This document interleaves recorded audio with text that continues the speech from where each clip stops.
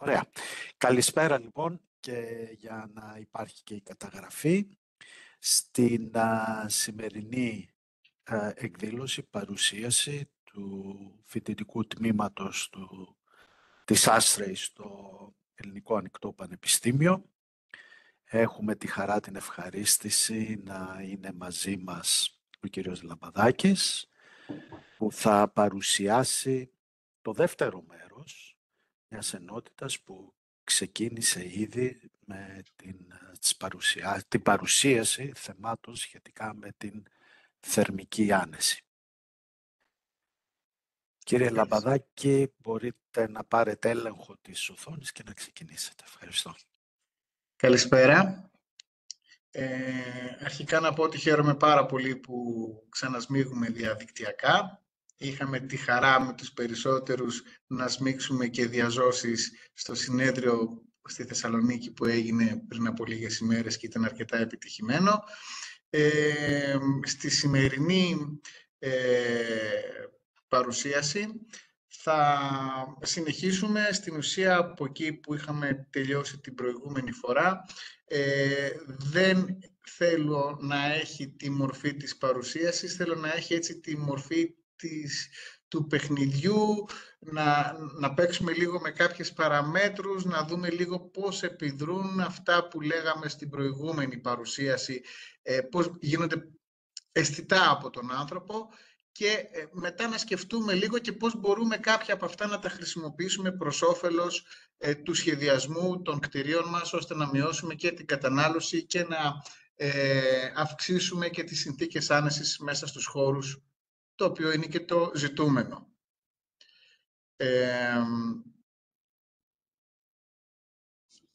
Στο δεύτερο μέρος, λοιπόν, στο πρώτο μέρος είχαμε ασχοληθεί εκτενώς με την επίδραση της θερμικής άνεσης στην ανθρώπινη φυσιολογία και πιο πολύ το είχαμε δει και από άποψη, θα λέγαμε, νευροφυσιολογίας. Στο δεύτερο μέρος τώρα θα ασχοληθούμε πιο πολύ με το πώς το πρότυπο 55 της Άστρεϊ μας βοηθάει να κάνουμε υπολογισμούς. Για να το κάνουμε αυτό, λοιπόν, θα έχουμε μια πολύ σύντομη ανασκόπηση για να μην χάσουμε χρόνο του πρώτου μέρους της παρουσίασης και θα έχουμε παρουσίαση βοηθητικού λογισμικού υπολογισμού της θερμικής άνεσης και θα κάνουμε παραδείγματα. Εκεί είναι που θέλω πιο πολύ να σταθούμε, να κάνουμε παραδείγματα, να παίξουμε, να λέμε μόνοι μας τιμές, να τις βάζουμε, να βλέπουμε τι γίνεται. Καλησπέρα και από μένα. Με συγχωρείτε για την καθυστέρηση. Καλησπέρα, Χριστίνα. Ο ορισμός της θερμικής άνεσης, όπως αυτός δόθηκε, είναι στην πραγματικότητα αυτό που λέμε μια υποκειμενική αίσθηση. Είναι that condition of mind that expresses satisfaction with the thermal environment and it is assessed by subjective evaluation. Άρα, είναι κάτι το οποίο για τον κάθε ένα από εμάς είναι διαφορετικό. Είχαμε δει στην προηγούμενη παρουσίαση ότι το ανθρώπινο σώμα έχει διάφορους τρόπους με τους οποίους ανταλλάσσει και θερμότητα και δέχεται ή απορρίπτει θερμότητα στο θερμικό περιβάλλον στο οποίο βρίσκεται.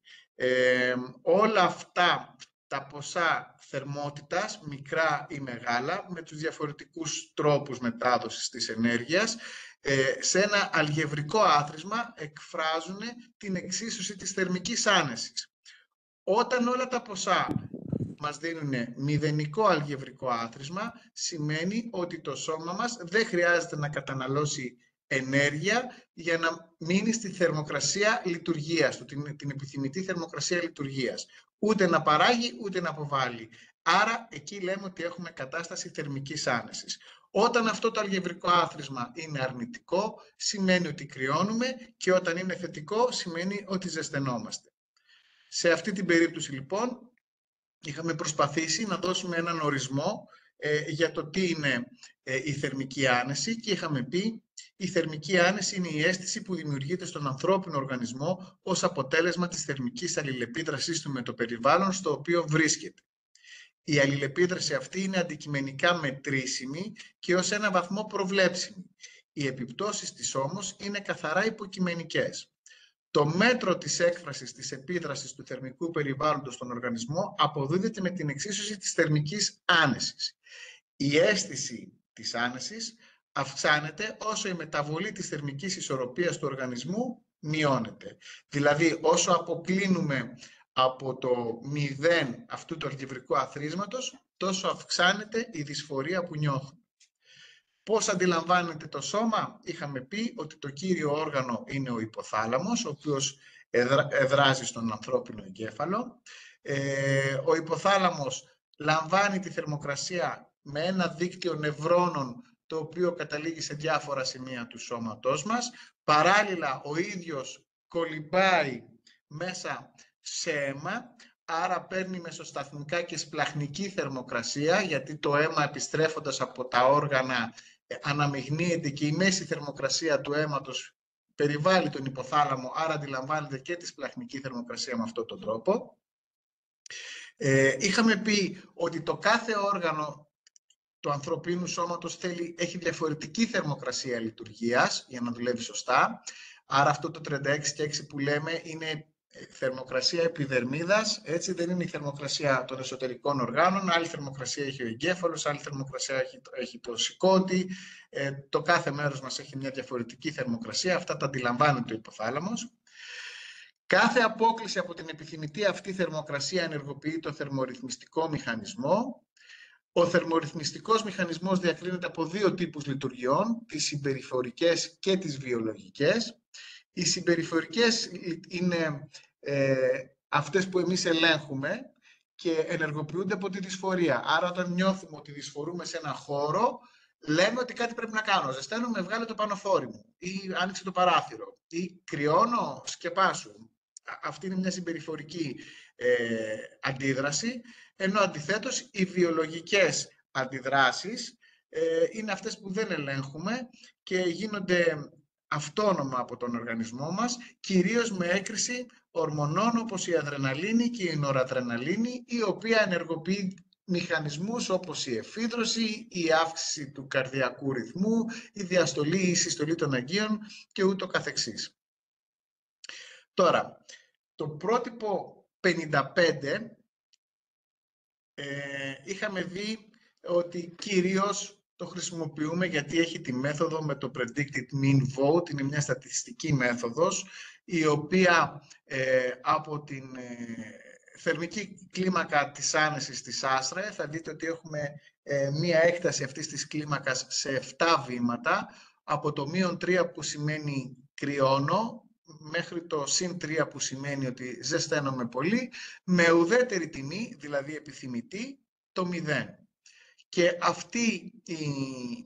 αυτός ο δείκτης, το PMV, ορίζεται από την εξίσωση που βλέπετε. Δηλαδή εξαρτάται αποκλειστικά από δύο μεγέθη, το μεταβολικό μας ρυθμό, που είναι το M, σε αυτή την εξίσωση, και το L, το οποίο L αντιπροσωπεύει τη διαφορά που έχουμε στο S, ας πούμε, στο άθροισμα που βλέπαμε της θερμικής εξίσωσης, είναι το αντίθετο του S. Δηλαδή, πόση ενέργεια χρειαζόμαστε να δαπανίσουμε ή να απορροφήσουμε για να φτάσουμε την θερμική μας ισορροπία στο 0. Επίσης όμως υπάρχει άλλη μία μέθοδος, το Adaptive Model, την οποία δεν τη συναντούμε και τόσο συχνά. Το Adaptive Model είναι ένας τρόπος ο οποίος μπορούμε να προσεγγίσουμε ένα θερμοκρασιακό εύρος μέσα στο οποίο έχουμε 80%, να το πούμε έτσι, επιθυμητή θερμοκρασία για τα άτομα που βρίσκονται στο χώρο. Δεν θα το εξετάσουμε πολύ εκτενώς και ο λόγος είναι ο εξής. Το Adaptive Model εφαρμόζεται μόνο σε περιπτώσεις φυσικού κλιματισμού που ελέγχεται από το χρήστη. Εξετάζει τις συνθήκες θερμικής άνεσης εσωτερικών χώρων σε σχέση με τη θερμοκρασία του εξωτερικού περιβάλλοντος. Και, όπως λέει και η διαφήμιση, ισχύουν όροι και προϋποθέσεις για να μπορέσουμε να τη χρησιμοποιήσουμε. Δηλαδή, δεν υπάρχει σύστημα μηχανικού κλιματισμού στο χώρο. Ο μεταβολικός ρυθμός των ατόμων κυμαίνεται μεταξύ 1 και 1,5 μέτ. Οι ευρισκόμενοι στο χώρο μπορούν να προσαρμόσουν το ρουχισμό τους μεταξύ 0,5 και 1 κλό. και η θερμοκρασία περιβάλλοντος κυμαίνεται μεταξύ 10 και 35 βαθμών Κελσίου. Όπως καταλάβετε, όλοι αυτοί οι περιορισμοί καθιστούν αυτή τη μέθοδο όχι και την ιδανική, να λέγαμε, για να μελετήσουμε ένα χώρο. Ωστόσο, όπως θα δούμε, υπάρχουν περιπτώσεις που μπορεί να μας φανεί εξαιρετικά χρήσιμη. Θα τις δούμε στα παραδείγματα παρακάτω. Εδώ βλέπετε την καμπύλη που προκύπτει από τις συναρτήσεις που είδαμε πριν, δηλαδή είναι αυτές οι δύο συναρτήσεις. Το άνω όριο είναι 0,31 επί τη μέση εξωτερική θερμοκρασία συν 21,3 και το κάτω όριο είναι 0,31 επί τη μέση εξωτερική θερμοκρασία συν 14,3. Αυτό λοιπόν εκφράζεται με αυτή την καμπύλη που βλέπουμε εδώ πέρα και μας ορίζει μια περιοχή στην οποία μπορούμε να πούμε ότι τα άτομα αισθάνονται άνετα. Για να δούμε λίγο πιο αναλυτικά, έχουν βγει διάφορα προγράμματα που κυκλοφορούν και πολλά από αυτά είναι freeware. Έχω ετοιμάσει δύο, αλλά θα δούμε το ένα, το CBE, γιατί δυστυχώς το ARAP έχει πέσει. Αυτά τα προγράμματα, έστω για να τα δούμε λίγο εποπτικά, μας βγάζουν σε ένα online μενού, στο οποίο έχουμε πάρα πολλές επιλογές πώς θα χρησιμοποιήσουμε τις συνθήκες μας και μας βγάζουν την περιοχή στην οποία αισθανόμαστε, αν έχουμε επιτύχει, μας δείχνει ουσιαστικά τις συνθήκες άνεσης, δηλαδή αν είμαστε σύμφωνα με το πρότυπο στη συνθήκη άνεσης. Αντιστοίχως, τη ARAP το πρόγραμμα έχει μια διαφορετική, έτσι έχει μια ιδιαιτερότητα. Μας δείχνει το άτομο και με διάφορους υπολογισμούς που μπορούμε να κάνουμε, μπορούμε να δούμε πώς αισθάνεται σε διάφορα σημεία του σώματος. Δηλαδή, αν κρυώνουν τα πόδια του, αν σε ένα ψηλοτάβανο χώρο βάλουμε θέρμανση με στόμια ψηλά και την επιστροφή από ψηλά και τις βάλουμε αυτές τις παραμέτρους, θα μας δείξει ότι τα πόδια του θα κρυώνουν του ανθρώπου. Επίσης έχει μεγάλη έμφαση στο πώς συμπεριφέρεται το άτομο με τα ηλιακά κέρδη, με την ηλιακή ακτινοβολία. Αλλά κάτι επίσης σημαντικό, και το trigger για να το ψάξω αυτό ήταν μια παρουσίαση που είδα στη Θεσσαλονίκη από έναν συνάδελφό σας. Μπορείς να παίξεις με το χώρο και να αρχίσεις να ελέγχεις το χώρο ανασυγκεκριμένα χρονικά λεπτά. Αυτό, χρονικά διαστήματα. Αυτό δεν το είχα κάνει, το έκανα τώρα πρώτη φορά και έβαλα λοιπόν έναν θερμοστάτη ο οποίος δεν έχει PID αλγόριθμο, οπότε μας έκανε thermal bouncing. Δηλαδή έλεγα ότι έχω βάλει set point στο χώρο 20 βαθμούς Κελσίου με ένα σύστημα υπερδιαστασιολογημένο, το οποίο έκλεινε ο θερμοστάτης, ο οποίος ήταν binary στους 20 βαθμούς. Λόγω της θερμικής αδράνειας ο χώρος πηγαίνει 20,7. Πέφτει μετά η θερμοκρασία, πέφτει, φτάνει στο 20, δίνει εντολή ο θερμοστάτης, έχουν παγώσει τα θερματικά σώματα, μέχρι να ζεσταθούν και να αρχίσουν να αποδίδουν, πέφτουμε από το 21 που θέλαμε στο 20, αρχίζει να αποδίδει, ξαναπερνάει ένας χρόνος, φτάνουμε ξανά στο 21, κλείνει, ξαναπηγαίνει στο 21,7, όλο αυτό λοιπόν μας βγάζει μια καμπύλη η οποία μοιάζει σαν ένα μπαλάκι που αναπηδάει. Αυτό ονομάζεται το φαινόμενο thermal bouncing. Εδώ λοιπόν, αν το εφαρμόσουμε σε μικρά χρονικά διαστήματα, μπορούμε να δούμε ότι ενώ έχουμε επιτύχει τη μέση θερμοκρασία που λέμε στο χώρο, ο άνθρωπος δεν αισθάνεται άνετα, μία ζεσταίνεται, μία κρυώνει. Και για να μπορέσει να ζεσταθεί, το αποτέλεσμα είναι ότι βάζω το θερμοστάτη ένα βαθμό πάνω. Άρα εκεί που ήθελα 21, τον βάζω 22, προτιμώ να έχω την υπερθέρμανση παρά να νιώθω ότι κρυώνω.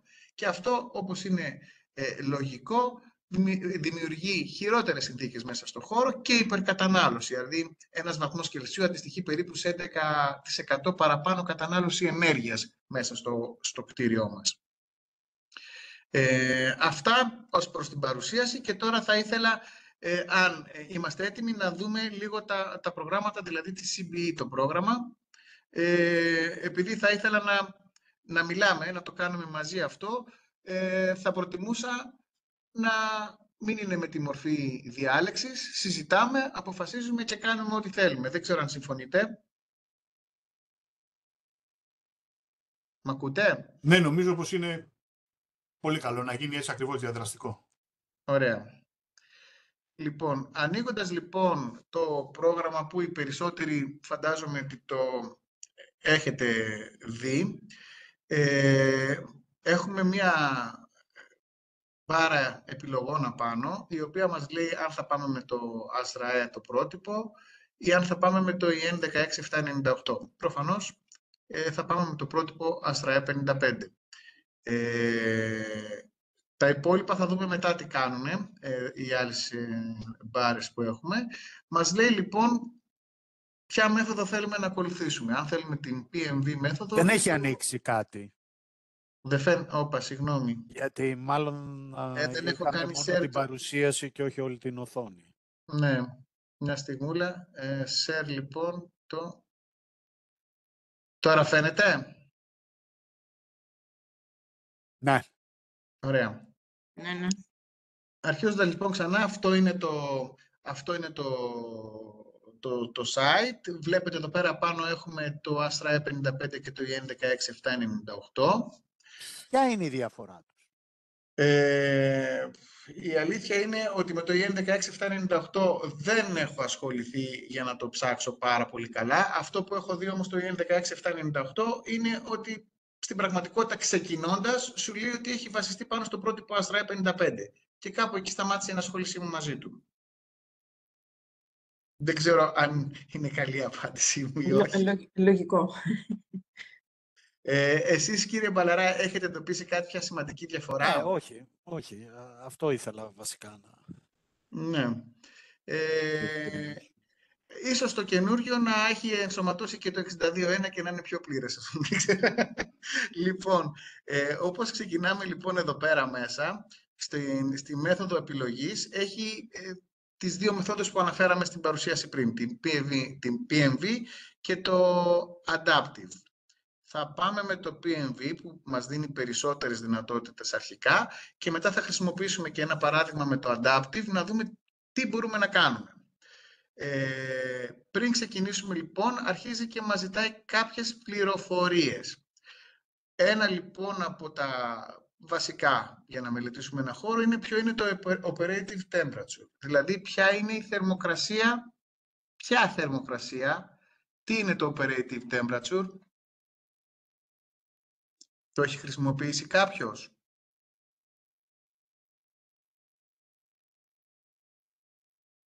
Ναι, κυρία Σημειώτη.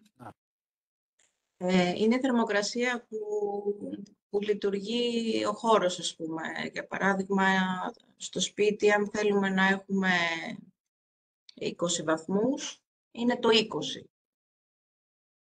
Αν δεν κάνω λάθος. Δεν είναι ακριβώς αυτό. Και είναι αυτό που μπορεί στα μοντέλα που κάνουμε για την προσομοίωση να στοχίσουμε, γιατί έχουμε κάνει μια λανθασμένη παραδοχή. Ο θερμοστάτης του χώρου μας μετράει πρακτικά τη θερμοκρασία του αέρα του χώρου, σωστά? Ναι, αυτή η θερμοκρασία δεν είναι, του αέρα. Όχι, το operative είναι η θερμοκρασία η οποία συμπεριλαμβάνει και τις θερμοκρασίες των επιφανειών. Δηλαδή, να σας το πω αλλιώς, αν πάμε σε ένα σπίτι το οποίο είναι τελείως αμόνωτο και είναι πέτρινο και έχουμε στον αέρα, έχουμε βάλει ένα αερόθερμο μέσα και έχουμε φτάσει τον αέρα στους 24 βαθμούς και οι τοίχοι του έχουν θερμοκρασία 18 βαθμών Κελσίου ή 17 βαθμών Κελσίου, γιατί είχε μείνει το σπίτι χωρίς θέρμανση μεγάλο χρονικό διάστημα, άρα πήγαμε τα Χριστούγεννα στο βουνό, βρήκαμε ένα πετρόξ στο σπίτι, μπήκαμε μέσα, βάλαμε ένα αερόθερμο. Η αίσθηση που θα έχουμε είναι ότι κρυώνουμε. Αντίθετα, με την ίδια εξωτερική θερμοκρασία, αν πάμε σε ένα σπίτι το οποίο έχει θερμές επιφάνειες, γιατί δούλευε η θέρμανση του όλο αυτό το διάστημα, άρα οι τοίχοι του έχουν θερμοκρασία 22 βαθμών Κελσίου, τότε με θερμοκρασία 22 βαθμούς στον αέρα, η θερμοκρασία που θα νιώθουμε θα είναι 22. Υπάρχουν διάφορα μαθηματικά μοντέλα που υπολογίζουν το operative temperature. Ο πιο απλός που θυμάμαι εγώ και χρησιμοποιώ είναι θερμοκρασία αέρα συν θερμοκρασία ακτινοβολίας επιφανειών δια 2. Άρα, αν έχουμε θερμοκρασία αέρα 20 βαθμούς Κελσίου και θερμοκρασία επιφανειών 30 βαθμούς Κελσίου, 20 και 30, 50, δια 2, 25. Αυτό είναι το operative temperature. Ναι. Τώρα όμως, πώς θα έχεις 30 βαθμούς επιφάνειας, δηλαδή? Εδώ λοιπόν είναι το επόμενο ερώτημα. Ας πούμε ότι μελετάμε ένα σπίτι στην θέρμανση. Για να μπορέσουμε να βρούμε τη μέση θερμοκρασία επιφανειών, αν το σπίτι θερμαίνεται με ενδοδαπέδια θέρμανση, άρα με ένα σύστημα ακτινοβολίας, τότε μετά από ένα χρονικό διάστημα αρκετά σημαντικό λειτουργίας, δηλαδή μίας ημέρας, δεν το ανοίγουμε και το κλείνουμε το σύστημα, αν φωτογραφίσουμε το σπίτι με θερμοκάμερες, έχει έρθει μια σχετική θερμική ισορροπία, η οποία μπορεί να μας έχει θερμοκρασίες επιφανειών γύρω στους 25 βαθμούς, 26 βαθμούς, 24 βαθμούς minimum. Και αυτό γιατί η θερμοκρασία δαπέδου στην ενδοδαπέδια είναι 29 βαθμούς Κελσίου. Άρα έχουμε μία θερμοκρασία από το 29 και φθήνει μέχρι το 1,80 περίπου μπορούμε να επιτύχουμε μια σταθερή θερμοκρασία στους 25 βαθμούς Κελσίου και από εκεί και πέρα δεν έχει δύναμη πάνω από το 1,80, αρχίζει και πέφτει η θερμοκρασία επιφανειών που έχουμε. Και γι' αυτό το λόγο η αίσθηση της ενδοδαπέδιας στον θερμοστάτη μας απαιτεί χαμηλότερη θερμοκρασία λειτουργίας από ό,τι με τα καλοριφέρ. Γιατί στα καλοριφέρ προλαβαίνουμε, ή στα air condition, προλαβαίνουμε και ζεσταίνουμε τον αέρα του χώρου, αλλά δεν ζεσταίνουμε τόσο καλά τη θερμική μάζα του κτηρίου. Δηλαδή, αν έχουμε δύο συστήματα σε δύο όμοια σπίτια, τα οποία η εγκατεστημένη ισχύς τόσο της ενδοδαπέδιας όσο και των καλοριφέρ είναι ίδια, ας πούμε 5 κιλοβάτ και στους δύο χώρους, και τα αφήσουμε να λειτουργήσουν τον ίδιο χρόνο, επειδή ο τρόπος με τον οποίο μεταδίδουν την ενέργεια τα δύο συστήματα είναι διαφορετικός, ο ένας είναι με ακτινοβολία σε μεγάλο ποσοστό, ο άλλος έχει μεγάλο μέρος της ενέργειας με συναγωγή, έχουμε και διαφορετική θερμοκρασιακή διαστρωμάτωση. Στα καλοριφέρ θα πάει μεγάλο μέρος της θερμότητας προς την οροφή χωρίς να φτάσει εύκολα χαμηλά. Ενώ στην ενδοδαπέδια έχουμε ανάποδη διαστρωμάτωση, έχουμε την επιθυμητή διαστρωμάτωση και ταυτόχρονα θερμαίνουμε και τις επιφάνειες πιο καλά με την ακτινοβολία. Οπότε θέλει λίγο προσοχή στο τι operative temperature θα βάλουμε. Σαφώς και δεν βάζουμε το 30 και το 29 που είναι η μέγιστη θερμοκρασία επιφανειών που επιτρέπεται στην ενδοδαπέδια. Εκεί πέρα τώρα θα πρέπει να ανατρέξουμε στη βιβλιογραφία για να δούμε ποια είναι η θερμοκρασία επιφανειών σε κάθε σύστημα. Και εκεί πέρα θα βρείτε διάφορες τιμές. Για την ενδοδαπέδια σε λειτουργία, γιατί θα δείτε, αν ψάξετε, θα βρείτε ότι σας λέει θερμοκρασία στην εκκίνηση και σε θερμική ισορροπία. Θα πρέπει να βρούμε τι έχουμε στη θερμική ισορροπία. Στην ενδοδαπέδια είναι περίπου στους 25 βαθμούς. Με σώματα είναι στο 23 και με συστήματα συναγωγής μπορούμε να βρούμε πολύ χαμηλότερες θερμοκρασίες, ακόμα και 17 βαθμούς. Αυτό που έλεγα σε αμόνωτα κτίρια, τα οποία είναι πετρόχτιστα και έχουν μεγάλη θερμική μάζα, η οποία είναι κρύα. Αλλά όταν έρθουν και αυτά σε ισορροπία, ανεβαίνει η θερμοκρασία τους. Κύριε Μπαλαρά, αν έχετε κάποια ένσταση. Ναι, όχι ένσταση δεν έχω, αλλά για να έτσι το απλοποιήσουμε λίγο, επειδή ενδοδαπέδια δύσκολα θα βρει στην Ελλάδα. Τα κλασικά, τα καλοριφέρ, νομίζω ότι ναι, το πιο συνηθισμένο είναι τα κλασικά καλοριφέρ. Και ήθελα απλώς να το αποσαφηνίσουμε για όλους, ότι, και διορθώστε με αν κάνω λάθος, ότι περίπου συν 1 βαθμό από τη θερμοκρασία, αυτό που λέμε του θερμοστάτη, είναι μια καλή εκτίμηση για αυτή τη θερμοκρασία. Το λέω καλά? Όταν έχουμε συναγωγή, δηλαδή που έχουμε μεγάλη συμμετοχή, όπως είναι στα καλοριφέρ και στα air condition, τα συστήματα, ναι, 1 με 1,5 βαθμό θα έλεγα ότι είναι σωστή. Ωραία. Όταν έχουμε ενδοδαπέδια ή... αλλάζει το παιχνίδι. Ναι, αλλάζει, έχουμε πολύ μεγάλη απόκληση και εκεί είναι και ένας από τους λόγους που λέμε ότι η ενδοδαπέδια κάνει καλύτερη θερμική άνεση από τα άλλα συστήματα και μεγαλύτερη οικονομία. Ναι, γιατί δουλεύει σε χαμηλότερες θερμοκρασίες. Χαμηλότερες θερμοκρασίες σύστημα και θέρμανσης. θερμοστάτη και το ίδιο το σύστημα θέρμανσης. Το σύστημα διανομής έχει χαμηλότερη θερμοκρασία προσαγωγής νερού, οπότε είναι πιο αποδοτικό και σαν Ναι. μηχανή. Από εκεί είναι. Από εκεί είναι. Από ότι δουλεύει σε χαμηλότερες θερμοκρασίες, δεν πηγαίνουν στους 80, πηγαίνουν στους 50. Οκ. Λοιπόν. Άρα αυτή η εκτίμηση νομίζω ότι είναι κάτι, αλλά τώρα εδώ αυτό που αντιλαμβάνονται νομίζω όλοι είναι ότι με το καλημέρα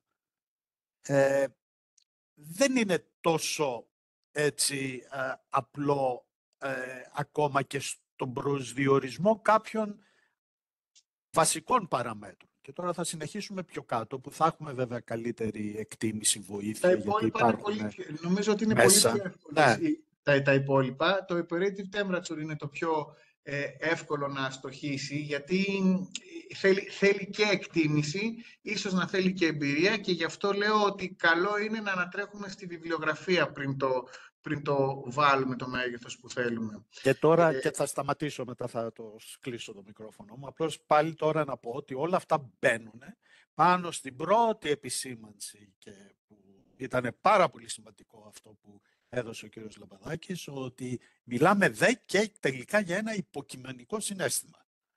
Δηλαδή, αμέσως λέμε σχεδόν ότι ο καθένας θα θέλει λίγο να το διαφοροποιήσει για το τι θα αισθάνεται. Και γι' αυτό ως αποτέλεσμα έχουμε και μια ζώνη που εκεί προσπαθούμε να βρεθούμε για να έχουμε την πλειοψηφία. Ευχαριστώ. Ναι, δεν έχουμε απόλυτο αποτέλεσμα ποτέ. Το δεύτερο μέγεθος που πρέπει... Τι θερμοκρασία θέλετε να βάλουμε τώρα, έτσι, για να το δούμε εδώ πέρα, σαν operative temperature? 20.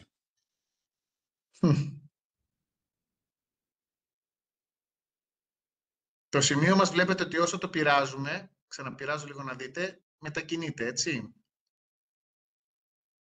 Είμαστε λοιπόν στο 20. Τώρα, έχουμε την ταχύτητα του αέρα. Αυτό είναι η ταχύτητα κίνησης, αν έχουμε ρεύματα αέρα μέσα στο χώρο.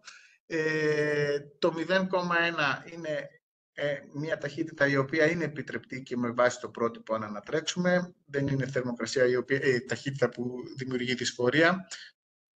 Αντιθέτως, θα δείτε ότι αν ανεβάσουμε την ταχύτητα, στην ουσία νιώθουμε αίσθηση ψύχους και απομακρυνόμαστε πάρα πολύ από την θερμοκρασία άνεσης, οπότε νομίζω θα συμφωνήσουμε να το αφήσουμε στο 0,1, σωστά?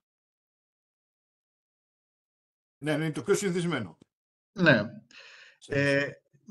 Μία άλλη παράμετρος που βάζουμε εδώ πέρα είναι αν έχουμε ή αν δεν έχουμε local control, δηλαδή αν ο χρήστης έχει τη δυνατότητα να ελέγχει ή όχι την ταχύτητα του αέρα. Αυτό θα δείτε ότι στο πρότυπο μέσα, αν το ανατρέξετε το πρότυπο, υπάρχουν οδηγίες για το πότε είναι απαραίτητη η χρήση του local control. Δηλαδή σου λέει αναζώνες, ανα πόσα άτομα, ανατετραγωνικά, πρέπει να έχουμε το χειρισμό. Εμείς ας πούμε ότι έχουμε ένα σπίτι που δεν έχουμε local control. Σχετική υγρασία.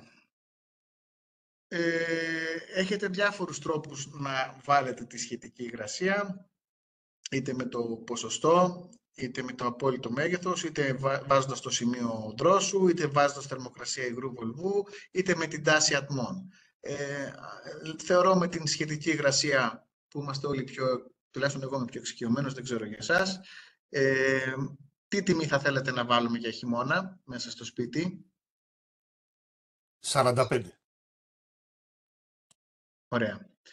Και πάμε στον μεταβολικό ρυθμό. Ο μεταβολικός ρυθμός είναι αυτό που είχαμε πει και στην πρώτη παρουσίαση. Είναι η έκφραση της ενέργειας στην ουσία που παράγεται από το ίδιο μας το σώμα ανάλογα τη δραστηριότητα στην οποία επιδιδόμαστε τη στιγμή που εξετάζουμε. Βλέπετε ότι αν πατήσετε εδώ πέρα, έχει διάφορες επιλογές, οι οποίες όλες είναι μέσα από το πρότυπο 55. Στο πρότυπο 55 θα βρείτε ακόμα περισσότερες βέβαια. Τι να κάνει ο άνθρωπος που εξετάζουμε μέσα στο σπίτι?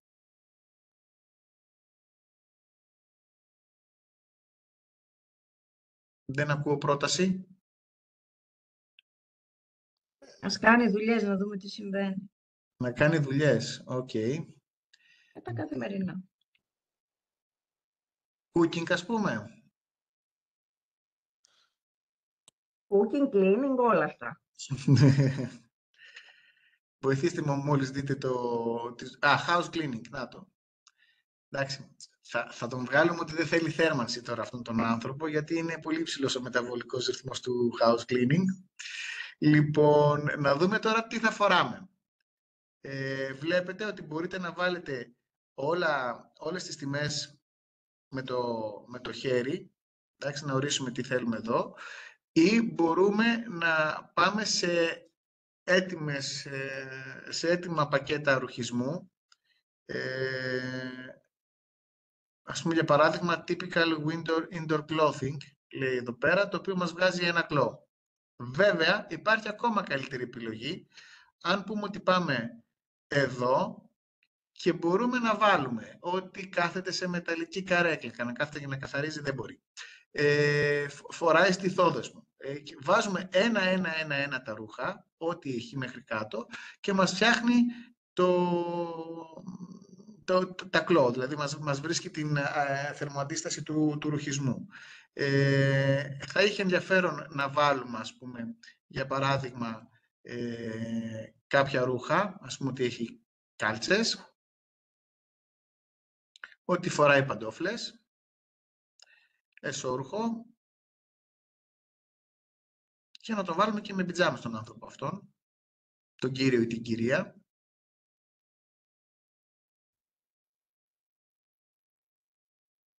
Και άμα του κάνουμε να μας κάνει calculate, μας λέει, ας πούμε, ότι ο ρουχισμός του είναι στα 0,49 κλό.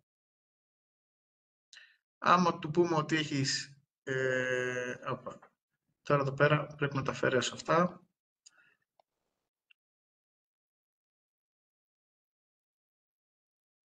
Τυπικό ρουχισμό χειμερινό, μας πάει στο 1 κλό. Και άμα του πούμε...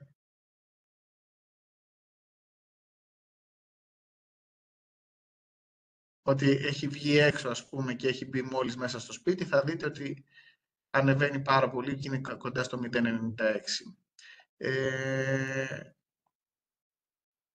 Υπάρχει όμως και άλλη μία μέθοδος, η οποία περιγράφεται μέσα στο πρότυπο, που είναι το Dynamic Predictive Clothing. Αυτό τι είναι?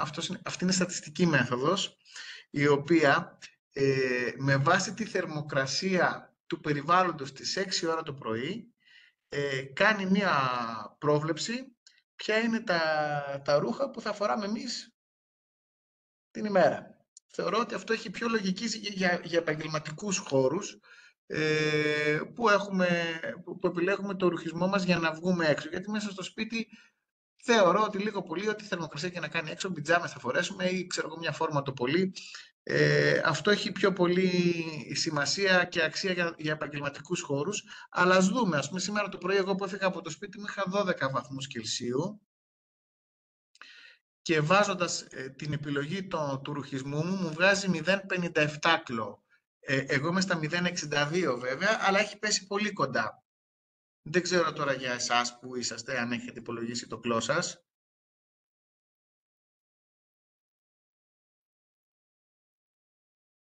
Ναι, με ακούτε? Θα είχε ενδιαφέρον αν μπορούσαμε ο καθένας στον υπολογιστή του, στο πινακάκι αυτό, για ένα λεπτό να Ναι. σήμερα το πρωί. Το site το έχετε, έτσι? Ναι, βεβαίως. Το γνωρίζετε όλοι, να σας το στείλω με link. Στείλτε το για να υπάρχει, αλλά νομίζω το έχουμε δουλέψει σε προηγούμενες θεματικές ενότητες. Ωραία.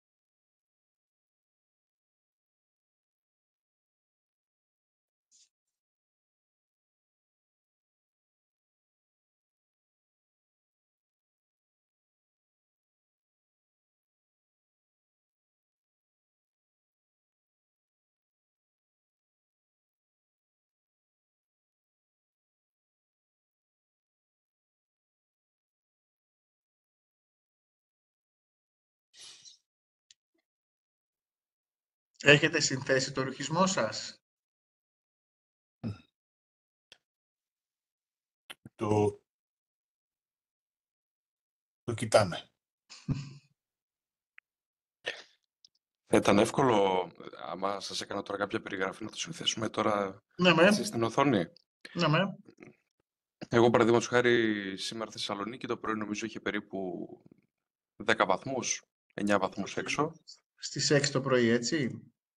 7,5 κάπου εκεί, ας πούμε, 8, ναι. Είχα, ας πούμε, κάλτσες μέχρι τον αστράγαλο. Λοιπόν, ankle socks, λοιπόν. Ένα τζιν. Παπούτσια, φαντάζομαι, ναι. Ήταν χαμηλά παπούτσια, sneakers, ναι. Εσώρουχο. Ναι. Πανελάκι. Ένα φανελάκι, ένα κοντομάνικο και μια μπλούζα από πάνω. Έτσι, σχετικά ούτε πολύ χοντρή, ούτε πολύ λεπτή.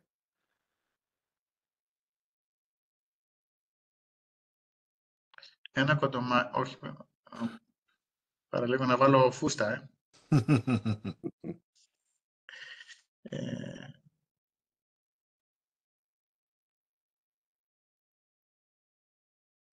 Πουκάμισο είπατε μακριμάνικο. Ήταν ένα φανελάκι, ένα κοντομάνικο και μια μπλούζα σαν αυτή εδώ, ας πούμε τώρα, έτσι. Μακό, ας πούμε, κάπως. Ναι, κάπως έτσι.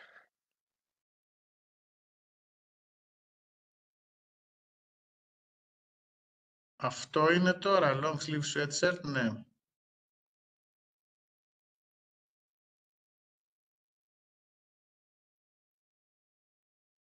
Λοιπόν, το dynamic predicting μας βγάζει 0,59 και με τα ρούχα που ήσασταν ήταν 0,50. Δεν ξέρω αν έχουμε παντελόνι δεν βάλαμε όμως. Ντροπή. Να βάλουμε και ένα παντελόνι. Ναι. Γιατί φαντάζομαι θα πήγατε στο γραφείο χωρίς το παντελόνι.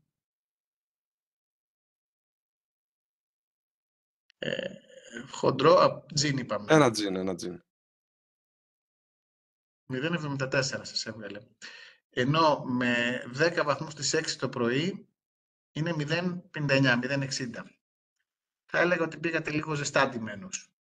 Αλλά έχω την εντύπωση ότι αν είχαμε βάλει, ας πούμε, 8 βαθμούς Κελσίου το πρωί στις 6 ώρες στη Θεσσαλονίκη, θα ήμασταν πολύ πιο κοντά στην επιθυμητή. Αλλά αυτό έχει πάρα πολύ ενδιαφέρον. Εγώ συχνά κάθομαι και υπολογίζω τα κλό μου, έτσι να ξέρω πού περίπου βρίσκομαι, έτσι από περιέργεια.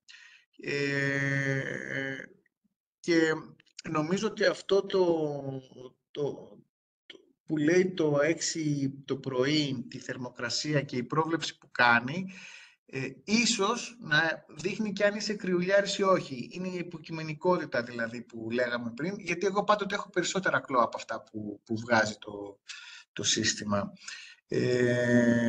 Με μια σταθερή απόκληση, ας πούμε γύρω από 5 έως 8 κλό πιο πάνω είμαι.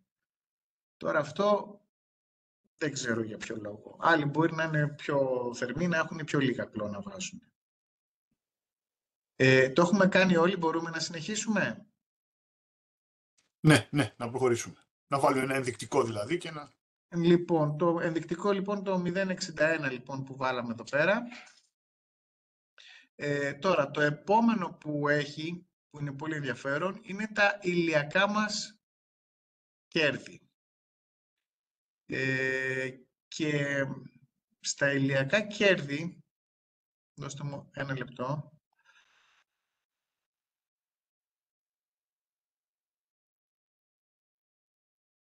να σας κάνω ένα άλλο share επίσης που ήθελα.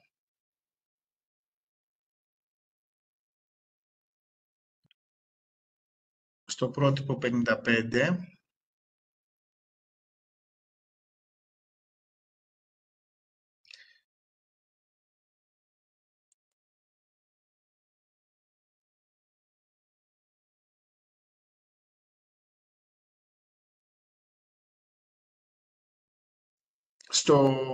Υπάρχουν κάποια σχηματάκια που έχει μέσα στο πρότυπο που είναι πάρα πολύ ωραία. Εμένα με είχαν βοηθήσει Αλλά πάρα δεν πολύ. βλέπουμε κάτι διαφορετικό. Έχουμε μείνει στο Berkeley. Μια στιγμούλα.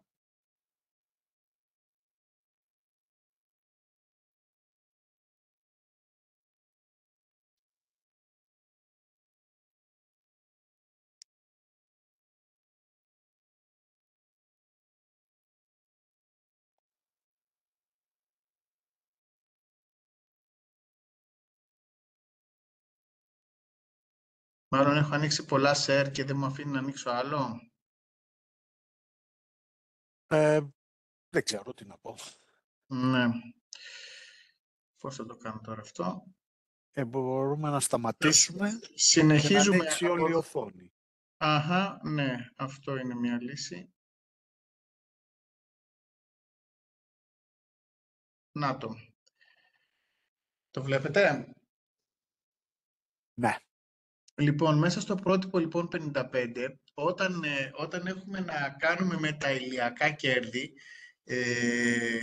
το οποίο έχετε την τύχη να μπορεί να σας το πει καλύτερα από όλους ο κύριος Μπαλαράς αυτό το πράγμα, αλλά θα προσπαθήσω έτσι λίγο να πω κι εγώ κάποια πράγματα. Αυτά που μετράνε στα ηλιακά κέρδη όταν εξετάζουμε το κτίριο μέσα είναι κάποια μεγέθη, όπως για παράδειγμα ποιο ποσοστό του ουράνιου θόλου είναι αυτό που εντός εισαγωγικών βλέπει τον άνθρωπο. Άρα αυτό είναι ένα κλάσμα το οποίο έχει να κάνει με τη γωνία του ήλιου, με γεωγραφικό μήκος, πλάτος ενδεχομένως του χώρου, το ύψος του παραθύρου, την απόσταση του ανθρώπου από το χώρο. Αυτό είναι ένα μέγεθος που πρέπει να το υπολογίσουμε. Ένα άλλο μέγεθος που έχει να κάνει, που πρέπει να υπολογίσουμε, είναι ποιο ποσοστό του σώματος από τον άνθρωπο εκτίθεται στην ηλιακή ακτινοβολία. Δηλαδή, αν κάτσουμε μπροστά σε μια μπαλκονόπορτα και είμαστε όρθιοι, θα εκτίθεται όλο μας το σώμα. Αν καθόμαστε μπροστά από ένα παράθυρο και ενδεχομένως και ένα γραφείο, όπως βλέπετε στο σχήμα στο νούμερο 2, εκτίθεται το μισό μας το σώμα. Και αν έχει και κάποιο σκίαστρο που το έχουμε λίγο κατεβάσει και δεν ζεσταίνεται το κεφάλι μας, δεν το χτυπάει ο ήλιος απευθείας στο κεφάλι μας, μπορεί να είναι και το 30% του σώματος, έτσι. Επίσης, έχει ένα άλλο θέμα που εξετάζει το πρότυπο, είναι από πού μας κοιτάζει ο ήλιος. Δηλαδή, αν μας κοιτάζει απευθείας από μπροστά, η επιφάνεια η οποία εκτίθεται είναι μεγαλύτερη από το να είμαστε γυρισμένοι στο πλάι. Και τέλος, ένα άλλο μέγεθος, το οποίο σχετίζεται με το προηγούμενο που λέγαμε, είναι η γωνία. Η γωνία πρόστοσης της ηλιακής ακτινοβολίας ως προς τον εξεταζόμενο κάθε φορά στο πρότυπο, στη συνθήκη άνεσης που θέλουμε να βρούμε. Επιστρέψαμε στο Google Chrome, το βλέπετε? Ναι. Οπότε, βλέπετε ότι όταν θέλουμε να υπολογίσουμε τα ηλιακά κέρδη για τους ανθρώπους, το πρώτο πράγμα που επιλέγουμε είναι αν αυτός ο άνθρωπος κάθεται, είναι όρθιος όμως γιατί κάνει δουλειές, είπαμε, στο σπίτι. Οπότε η θερμοκρασία του αέρα την είχαμε βάλει, θυμίστε μου, τι θερμοκρασία την είχαμε, γιατί 20 είναι του αέρα και το mean value 21, ας πούμε. Δεν είχαμε βάλει χωριστή τη Radiant, είχαμε βάλει την Operative 20. Ναι, για να βγει 20 λοιπόν, ας πούμε ότι είναι 20... είναι 20 και η Radiant. Λοιπόν, το ύψος... Άρα το air temperature θα είναι λιγότερο. Είπαμε, άρα θα είναι στους 19. Αν είναι και τα 2,20, ο μέσος όρος βγαίνει 20. 20 και 20 δια 2, 20. Ναι, αλλά νομίζω ότι είχαμε συμφωνήσει ότι η θερμοκρασία αυτή η λειτουργική θα είναι 1 με 1,5 βαθμό παραπάνω. Σωστά. Άρα να τη βάλουμε λοιπόν 18,5 αυτό. και θα πρέπει η θερμοκρασία επιφανή από τον αέρα, είπαμε, έτσι. Ας βάλουμε radiant temperature το 20. Σωστά. Θα μας βγάλει περίπου το ίδιο αποτέλεσμα.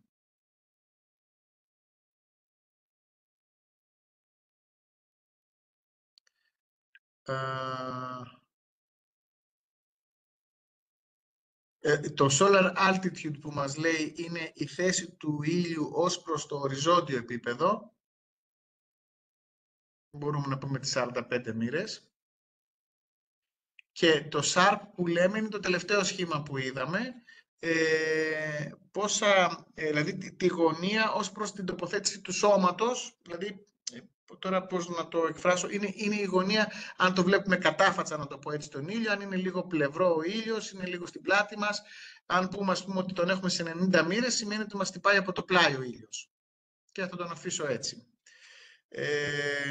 Τώρα, το direct beam είναι πόσα βάτα ανά τετραγωνικό μέτρο, είναι η ακτινοβολία που ρίχνει ο ήλιος. Το 700 νομίζω είναι καλό για χειμώνα, κύριε Παλερά. Μια χαρά, όχι σαν σήμερα, αλλά... Ναι, νομίζω και εγώ ότι είναι καλά. Τώρα, το T-sol που μας λέει είναι η μετάδοση της ενέργειας, που και αυτό θα έλεγα να το αφήσουμε στο 0,8 του ήλιου, και αυτό από το πρότυπο φαίνεται. Δώστε μου ένα λεπτό. Δεν το βλέπετε πάλι.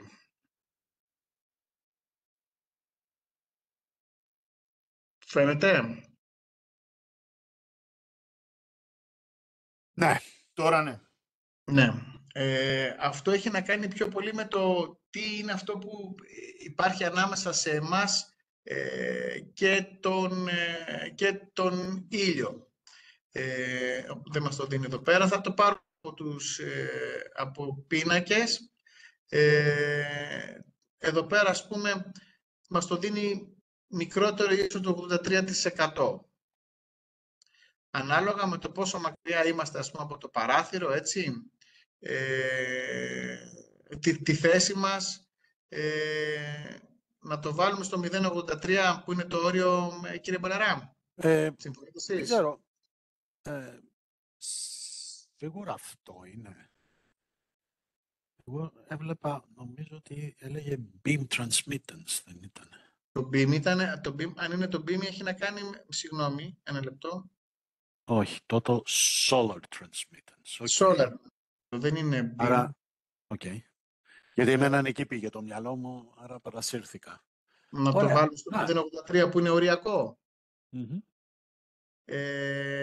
Τώρα, το Sky Volt View Fraction που λέει εδώ πέρα είναι αυτό που είπε πρώτο, είναι ο θόλος, το μέρος του ουράνιου θόλου, το οποίο βλέπουμε εμείς από εκεί που καθόμαστε, από το παράθυρο, ξέρω εγώ.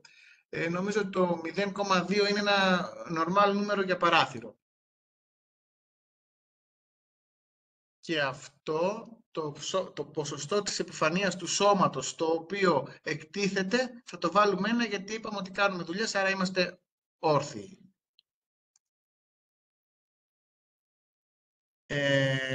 Και το average shortwave absorptivity, δηλαδή ο ρυθμός με τον οποίο απορροφούμε τα μικρά μήκη κύματος, είναι το α07, και αυτό δίνεται από τον πίνακα του Standard 55, και νομίζω ότι το 0,7 είναι μια καλή τιμή να τη χρησιμοποιούμε σχεδόν πάντα. Δεν νομίζω ότι έχει αποκλήσεις που μπορούμε να αλλάξουμε. Από 0,65 έως 0,75 τη βρίσκω συνήθως. Δεν ξέρω αν συμφωνείτε. Που είναι, τώρα αυτό είναι για το τζάμι, σωστά. Ναι, ναι. Είναι εδώ πέρα. Ξέχασα να σας πω πριν, ότι ό,τι θέλετε να το βρείτε, μόλις κλικάρετε απάνω, σας βγάζει σε οδηγίες, έτσι. Το absorptivity που έλεγε πριν ήταν, το βρίσκουμε εδώ πέρα. Ό,τι θέλουμε, ανά πάσα στιγμή, που είχαμε κολλήσει πριν, στο transmittance, το βρίσκουμε εδώ πέρα. να μας βγάζει το diffuse sky. Να το transmittance. Ό,τι θέλουμε δηλαδή μας το δείχνει. Και μάλιστα αυτά που δείχνει εδώ πέρα είναι μέσα από το πρότυπο 55, έτσι. Ναι, αυτό ήθελα να επισημάνω, ότι έτσι έχει κανένας και περισσότερες λεπτομέρειες σχετικά με το πρότυπο. Τώρα, εδώ θα δείτε ότι έχει και δύο τιμές του ERF και του Mean Radiant Temperature Delta. Δεν είναι υποχρεωτικό να το βάλουμε εμείς εδώ πέρα καρφωτά, γιατί κάναμε όλο τον υπολογισμό, εντάξει. Όταν θα κάνουμε calculate, μας το βγάζει αυτό μόνο του, όπως με αυτά που βάλαμε. Αν είναι μεγέθη τα οποία τα γνωρίζαμε όμως, θα τα βάζαμε κατευθείαν και δεν θα μπαίναμε στη διαδικασία του υπολογισμού, ή αν θέλαμε να κάνουμε μια παραδοχή εμείς δικιά μας. Οπότε, μπήκανε και τα ηλιακά κέρδη. Τώρα, η ατμοσφαιρική πίεση έχει από μόνο του ρυθμισμένη τη μία ατμόσφαιρα. Τώρα, το local discomfort που λέει, αυτό είναι πάρα πολύ ωραίο, έχει να κάνει με το PPD και όχι με το PMV. Είναι το percentage των dissatisfied ανθρώπων που βρίσκονται μέσα στο χώρο. Και εδώ έχει πάρα πολύ ενδιαφέρον, γιατί εξετάζει διάφορα μεγέθη, τα οποία είναι εξαιρετικά χρήσιμα. Ας πούμε λοιπόν, έχει την ασυμμετρία της θερμότερης οροφής. Εμείς δεν έχουμε τώρα εδώ πέρα θερμότερη οροφή, γιατί θεωρούμε ότι έχουμε θέρμανση στο χώρο, άρα δεν έχουμε πρόβλημα να είναι καλοκαίρι και να βράζει, ούτε έχουμε θέρμανση οροφή στο σπίτι που εξετάζουμε. Άρα, τι θερμοκρασιακή ασυμμετρία να βάλουμε? Αν είναι μια πολυκατοικία, που από πάνω υπάρχει ένα θερμαινόμενο διαμέρισμα, η θερμική ασυμμετρία μπορεί να είναι μικρή, μπορεί να είναι του 1 βαθμού. Αν το σύστημα που χρησιμοποιούμε βέβαια είναι air condition, άρα έχουν στείλει όλο το ζεστό αέρα πάνω και έχουν υπερθερμάνει το ταβάνι μας, θα μπορούσε να είναι 3 με 4 βαθμούς αυτό το πράγμα. Αλλά ας πούμε ότι έχουμε ένα σπίτι με καλοριφέρ και η θερμική ασυμμετρία ως προς την οροφή είναι συν 1 βαθμός. Δεν ξέρω αν διαφωνείτε, το λέμε έτσι, αν θέλετε να δούμε κάποιο άλλο παράδειγμα με άλλη θερμοκρασία. Μια χαρά. Έτσι θεωρούμε μονομένο ταβάνι και αρκεί 1 βαθμός. Εντάξει. Σωστά. Στο cool ceiling asymmetry, ας πούμε, θα μπορούσε, προσέξτε, μπορείτε να βάλετε και αρνητικό μέγεθος. Εντάξει. Να είναι 1 βαθμό πιο κάτω το ταβάνι μας. Το ίδιο ισχύει και για τους τοίχους. Τώρα εδώ πέρα θέλει λίγο ψάξιμο και είναι πάρα πολύ ωραίο. Εγώ έπαιζα σχεδιάζοντας σύστημα ενδοδαπέδιας και καλοριφέρ και έχοντας τις θερμοκρασίες από θερμοκάμερες, από σπίτια που είναι με ενδοδαπέδια και με καλοριφέρ που είχαν τελείως διαφορετικές θερμοκρασίες στους τοίχους. Αν πούμε ότι η ασυμμετρία στην ενδοδαπέδια στον τοίχο είναι 1 βαθμό και εμείς έχουμε καλοριφέρ, θα βάλουμε ας πούμε -2, κάπου εκεί πέρα θα το βάλω τον τοίχο και μπορεί να είμαι και πολύ ελαστικός αυτό.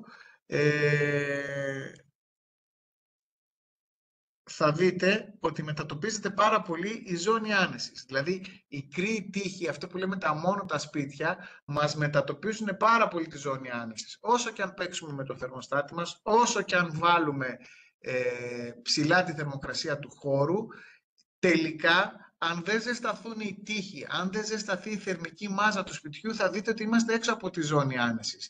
Αυτός είναι και ένας από τους λόγους που η θερμομόνωση είναι πολύ σημαντική στην οικονομία της θέρμανσης του σπιτιού. Δηλαδή, μας αλλάζει την αίσθηση. Λένε, έβαλα θερμομόνωση και ζεστάθηκα. Και είναι και γιατί προφανώς το σπίτι δεν χάνει εύκολα τη θερμοκρασία του και με αυτόν τον τρόπο θερμαίνονται οι τοίχοι, μειώνοντας σημαντικά τα φαινόμενα της θερμικής ασυμμετρίας των επιφανειών, τα οποία μας δημιουργούν την αίσθηση της καλύτερης θερμότητας μέσα στο χώρο. Operative temperature είχαμε πει να βάλουμε 20, αν θυμάμαι καλά. Κύριε Λαμπατάκη, με συγχωρείτε που σας διακόπτω. Πείτε μου, ναι. Δυστυχώς πρέπει να αποχωρήσω. Ήθελα να σας ευχαριστήσω πολύ για την εξαιρετική παρουσίαση μέχρι τώρα. Ήταν πραγματικά και είναι πάρα πολύ ενδιαφέρον. Να- και για την ευκαιρία που μας δώσατε για την παρακολούθηση αυτής. Να είστε Ευχαριστώ καλά. πολύ. Να είστε καλά. Καλή συνέχεια. Γεια σας. Γεια σας. Είχαμε βάλει 20 βαθμούς, αν θυμάμαι καλά, θερμοκρασία operative. Είχαμε βάλει 0,1 σωστά μέτρα ανά second. Και εδώ πέρα έχουμε τα ρεύματα αέρα. Ρεύματα αέρα θα έχει μια ιδιαίτερη μνήμα μέσα στο πρότυπο 55, ιδιαίτερα για τα ρεύματα τα χαμηλά που είναι κοντά στα πόδια μας. Είναι αυτό που λέγανε κράτα τα πόδια σου ζεστά, την κεφαλή σου κρύα, που μας λέγανε παλιά. Τα ζεστά πόδια δημιουργούν αίσθηση ότι ζεσταίνεσαι μέσα στο χώρο. Τα παγωμένα πόδια, το αντίθετο. Πόσο σημαντική είναι αυτή η συμβολή? Πάρα πολύ σημαντική. Και θα το δούμε αυτό το πράγμα στη συνέχεια. Και προσέξτε, είναι πολύ έντονο το φαινόμενο σε σπίτια που έχουν fan coils δαπέδου, επειδή αυτά λειτουργούν με φυσική ροή αέρα και κάνουν την αναρρόφηση από κάτω, δημιουργούν από τη φύση τους ένα ρεύμα αέρα, χαμηλά. Πόσο χαμηλά? Στα 12 εκατοστά περίπου, γιατί τα βάζουμε τα fan coil πάνω από το σοβατεπί, δηλαδή από 10 έως 15 πόντους πάνω από το δάπεδο. Η θερμοκρασία αστραγάλου που ελέγχει το πρότυπο της Άστρα είναι στα 12 εκατοστά από το δάπεδο. Άρα, ακριβώς στη ζώνη ενδιαφέροντος που θέλουμε να ελέγξουμε εμείς την ταχύτητα του αέρα στο ύψος του αστραγάλου, είναι το ρεύμα που δημιουργείται από τα fan coils. Και αυτό το ρεύμα είναι στην αίσθηση σας λέω, ψυχρό. Δηλαδή, ο αέρας έρχεται με τη θερμοκρασία του δωματίου, έχοντας κάνει τη διαστρωμάτωσή του, άρα όταν έχω 20 βαθμούς στο θερμοστάτη μου, αυτό σημαίνει ότι λίγο πιο χαμηλά, 1 και 10 πιο κάτω, η θερμοκρασία ενδεχομένως να είναι 19 ή 18 βαθμούς Κελσίου. Αναρροφά τον αέρα το fan coil, τον περνάει μέσα από το στοιχείο του, τον ανεβάζει σε θερμοκρασία μεγαλύτερη των 45 βαθμών Κελσίου ή κοντά στους 45 βαθμούς Κελσίου, 40 βαθμούς Κελσίου, εκεί πέρα περίπου, και τον πετάει μέσα στο χώρο για να ζεστάνει το χώρο. Άρα, κοντά στον αστράγαλο έχω ένα κρύο ρεύμα αέρα, το οποίο, αν θέλετε να το βάλουμε τώρα, έχουμε θερμοκρασία αέρα στο χώρο 20 βαθμούς, όπως είπαμε πριν ότι έχουμε, 18,5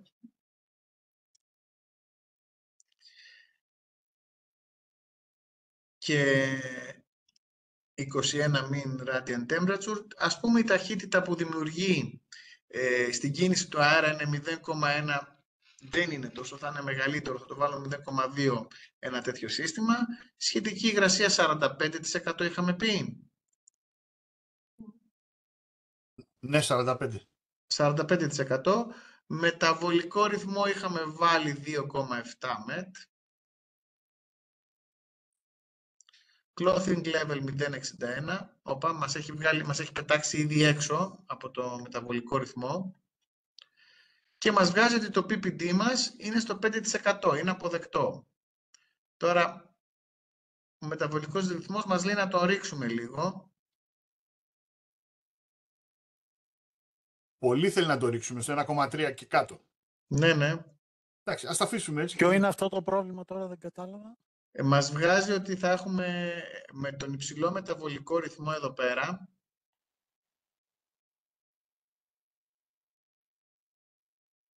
μας λέει ότι τι γίνεται, ότι το angle draft δεν μπορούμε να το εξετάσουμε όταν ο μεταβολικός ρυθμός είναι μεγαλύτερος από 1,3. Δεν έχει νόημα γιατί έχει μεγάλη δραστηριότητα. Ναι, μπορείς στο 2,7. Με την ασχοληθείς με αυτό, Ναι. Okay. Αλλά σε κάθε περίπτωση το κάνει το check ότι είμαστε OK στο PPD. Γιατί σου λέει εντάξει, μια χαρά είσαι, δεν έχεις πρόβλημα. Το vertical temperature gradient που λέει είναι η θερμοκρασιακή διαστρωμάτωση που μπορούμε να συναντήσουμε μέσα σε ένα χώρο. Δηλαδή αυτό που λέμε ότι κάτω είναι λίγο πιο κρύο, πάνω είναι πιο ζεστό. Άρα αν πούμε ότι η θερμοκρασία του αέρα είναι πάλι στο 18,5 που λέγαμε πριν, mean radiant temperature στους 20 βαθμούς Κελσίου, σχετική υγρασία 45%, airspeed 0,1, clothing που το είχαμε βάλει 0,61.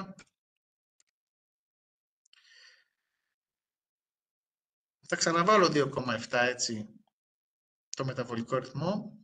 Και το vertical temperature gradient που λέει εδώ πέρα είναι πόσο είναι η διαφορά στη θερμοκρασιακή διαστρωμάτωση που έχουμε στο χώρο μας. Αν το βάλουμε στους 2 βαθμούς θα είμαστε ok. Τώρα, αυτό έχει να κάνει πάρα πολύ με την επιλογή του συστήματος θέρμανσης. Αυτό δηλαδή έχει πολύ νόημα που κάνουμε, γιατί δεν είναι λογικό να πάμε να φτιάξουμε ένα σύστημα θέρμανσης, να πάμε να σχεδιάσουμε ένα σύστημα σε μια κατοικία και να πούμε ότι βάζουμε, ξέρω εγώ, καναλάτα μηχανήματα οροφής και τους βάζουμε από πάνω να πετάνε και το ζεστό αέρα και από πάνω να το ρουφάνε, γιατί δεν έχουμε τρόπο να κατεβάσουμε από χαμηλά τις επιστροφές μας. Το πρότυπο λίγο προσπαθεί να μας συμμαζέψει, γιατί τι σου λέει? Σου λέει ότι όταν έχεις ψηλά την επιστροφή και την προσαγωγή, πολλαπλασίασε τα κιλοβάτ, τον αέρα που δίνεις επί 0,8, άρα αυτομάτως αφαιρείς κατά 20% ενέργεια που προσδίδει στο χώρο, για να στο φέρει λίγο στα ίσια του, έτσι να προσπαθήσει να σου το μαζέψει, γιατί θα έχεις πρόβλημα. Άμα ρουφάς και τραβάς από πάνω, δεν θα μπορέσεις να κάνεις σωστή διάχυση του αέρα, αλλά από την άλλη όμως, σε καμία περίπτωση δεν θα μπορέσει να δουλέψει σωστά η διαστρωμάτωση. Δηλαδή, αν από πάνω πετάω ζεστό αέρα, που από μόνος του έχει την τάση να πάει ψηλά, και πάω και ρουφήξω και από πάνω τον αέρα, το πρώτο πρόβλημα που έχω δημιουργήσει είναι ότι θα αφήσω τα πόδια των ανθρώπων κρύα. Αυτό είναι το πρώτο πρόβλημα. Το δεύτερο πρόβλημα είναι λίγο πιο τεχνικό. Αν το μηχάνημα, ας πούμε, το καναλάτο που έχω βάλει, μετράει τη θερμοκρασία στην επιστροφή και κόβει όταν δει σωστή θερμοκρασία επιστροφής, θα κόψει, αν το έχουμε βάλει set point, ας πούμε, 22 βαθμούς, σχεδόν με το που πήρε μπροστά. Δηλαδή, θα μας πετάξει αέρα 45 βαθμούς, θα πάρει επιστροφή υψηλή, θα σου πει έπιασα εγώ θερμοκρασία, τελείωσε, μια χαρά είναι. Και το σπίτι θα είναι παγωμένο. Οπότε, ή θα πρέπει να πάμε να το ξεγελάσουμε βάζοντας ένα set point πολύ ψηλό, 27-28 βαθμούς, πόσο θα είναι αυτό που θα βάλουμε, ή θα πρέπει να είναι ένα μηχάνημα, το οποίο τα περισσότερα βέβαια το έχουν αυτό πλέον, αλλά δεν είναι προκαθορισμένη η ρύθμιση, να του πούμε ότι μην κοιτάς τη θερμοκρασία επιστροφής, αλλά κοίτα τη θερμοκρασία, ας πούμε, του επίτυχου θερμοστάτη. Πάντως, και επειδή μιλάμε για σχεδιασμό και για να μην μένουμε έτσι στήρα μόνο στο τι λέει ο κανονισμός μας, θα πρέπει όλα αυτά να τα κάνουμε εικόνα μας και να τα βλέπουμε σαν προβλήματα που μπορούμε να τα αντιμετωπίσουμε στις εγκαταστάσεις. Και έχουμε και λέμε, ας πούμε, ότι έχουν τέρμα και ψοφάνα, αν μου επιτρέπετε, γιατί μπορεί να έχουμε κάνει την τέλεια μελέτη, να έχουμε βγάλει τα τέλεια φορτία, να έχουμε πει ότι θέλουμε να λειτουργήσει έτσι αυτό το σπίτι με αυτές τις συνθήκες, αυτές τις θερμοκρασίες, να έχουμε κάνει σωστή διανομή του αέρα θεωρητικά, να έχουμε μικρές ταχύτητες, όλα τέλεια, και ο σχεδιασμός μας να είναι αυτός που τελικά από μια μικρή λεπτομέρεια όπως τη θερμοκρασιακή διαστρωμάτωση να κάνει τους ανθρώπους που μένουν μέσα στο χώρο να μην νιώθουν άνετα. Άρα, η θερμοκρασιακή διαστρωμάτωση είναι ένα πολύ σημαντικό μέγεθος και για τη λειτουργία των συστημάτων που επιλέγουμε, αν είναι μηχανήματα αβεβαιασμένης κυκλοφορίας. Στα καλοριφέρ έχουμε ένα άλλο φαινόμενο, επειδή λειτουργούν με τη φυσική άνοση του αέρα, έχουμε μεγάλη διαφορά πάλι στη θερμοκρασιακή διαστρωμάτωση, γιατί η θερμική ενέργεια συσσωρεύεται προς τα πάνω.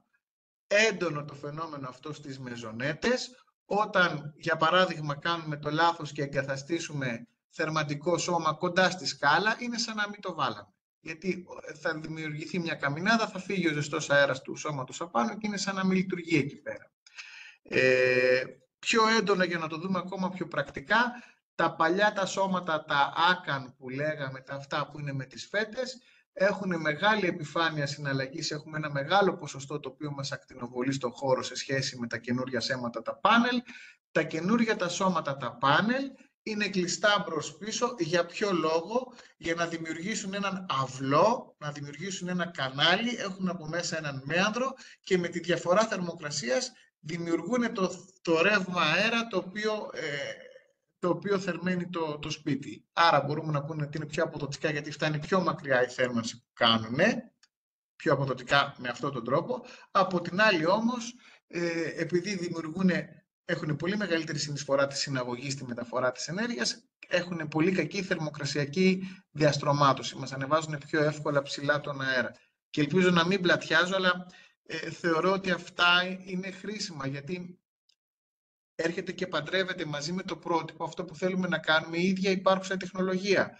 Ο σχεδιασμός δηλαδή πρέπει να ταυτίζεται με το τι υπάρχει και πώς θα το κάνουμε. Δεν είναι μόνο ότι έφτιαξα ένα σπίτι στο σχέδιο, στα χαρτιά και έχω βρει, ή έφτιαξα ένα χώρο γραφείων, έχω βρει τις τέλειες συνθήκες, βάλτε τα μηχανήματα να το πετύχουμε. Πρέπει να σκεφτόμαστε πάντοτε σαν μηχανικοί αν αυτό που επιλέγουμε είναι κατάλληλο για τη δουλειά που θέλουμε να κάνουμε.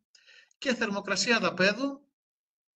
Αν είχαμε ενδοδαπέδια, βλέπετε, θα είχαμε 29 βαθμούς. Δεν έχουμε ενδοδαπέδια, συνήθως είναι γύρω στους 17 στα σπίτια μας το χειμώνα και πάλι βλέπετε ότι μας δημιουργεί πρόβλημα. Δηλαδή, αν η θερμοκρασία είναι πιο κάτω από την επιθυμητή θερμοκρασία, αμέσως έρχομαι σε εσάς, θα έχουμε πρόβλημα. Αν το κάνουμε 18,5, έχουμε πρόβλημα και στο 19 το πρόβλημα λύνεται. Το βλέπετε, έχει να κάνει με τη θερμοκρασία, δηλαδή θέλουμε να είναι λίγο πιο ζεστό το τάπεδό μας. Ίσως είναι αργά, αλλά εγώ δεν βλέπω καμιά διαφορά. Δεν ξέρω τι βλέπαμε. Συγγνώμη, δεν βλέπετε το... Ναι, όχι, το βλέπω, αλλά τι ήταν αυτό που βλέπετε ότι δεν έχουμε και το χάσα. Μας κάνει τικ και όχι τικ τη θερμοκρασία. Δηλαδή, αν το κάνω αυτό 10, μας το κάνει κόκκινο. Που σημαίνει... Does not comply with ASRAE Standard 55-20-23. Που σημαίνει... Ότι δεν ελέγχεται από το πρότυπο.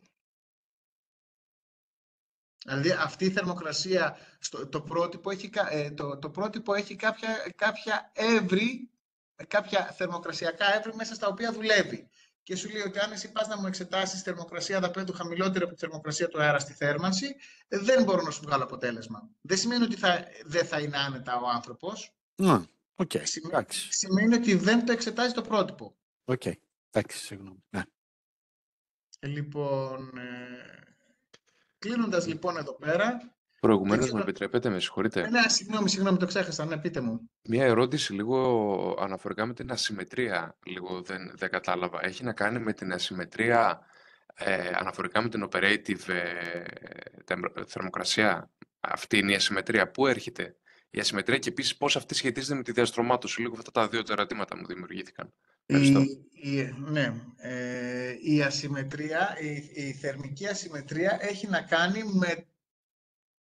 Την εξετάζει σε διάφορα σημεία, δηλαδή την εξετάζει στην κεφαλή, το πρότυπο, στους αστραγάλους, αλλά το βασικό της κομμάτι, θα δείτε, το radiant asymmetry, έχει να κάνει με τη διαφορά από το κάτω μέρος του ποδιού μέχρι από το πέλμα, δηλαδή μέχρι την κεφαλή. Και εκεί πέρα δεν πρέπει να έχουμε μεγάλη διαφορά θερμοκρασίας. Αν έχουμε μεγάλη διαφορά θερμοκρασίας εκεί πέρα, έχουμε θερμική ασυμμετρία. Και έχει να κάνει με τη διαστρωμάτωση του αέρα αυτό, καθαρά. Δηλαδή, αν έχουμε ζεστό αέρα ψηλά και κρύο αέρα κάτω, θα έχουμε άλλη θερμοκρασία κεφαλής και άλλη ποδιών. Αυτό λοιπόν μας δημιουργεί μια θερμική ασυμμετρία. Να το δούμε λίγο μέσα στο πρότυπο, να σας το δείξω αυτό. Δώστε μου ένα λεπτό. Το βλέπετε το πρότυπο τώρα ή όχι? Όχι. Όχι ακόμα. Νομίζω... Λοιπόν, τώρα το έχω Walling βάλει. ceiling νομίζω ότι αφορά θερμοκρασία επιφανείας κατευθείαν.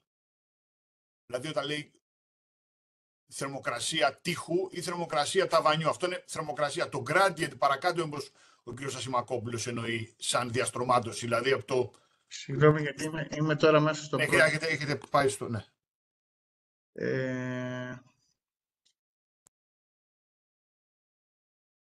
Αυτό είναι συμμετρία των επιφανειών. Λέει δηλαδή, ας πούμε... Δεν βλέπουμε ακόμα τίποτα. Πάλι, συγγνώμη, το ίδιο.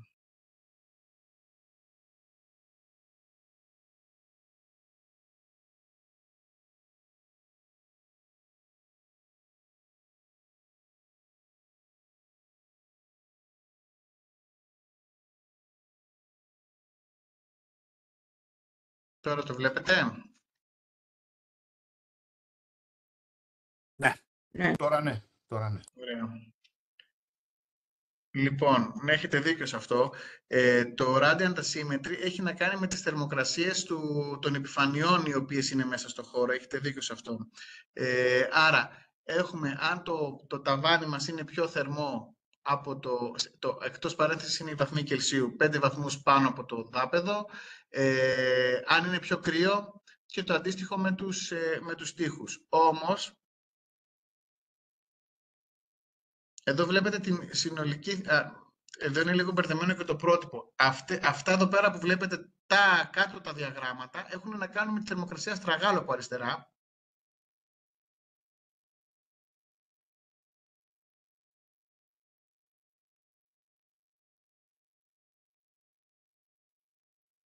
Το βλέπετε?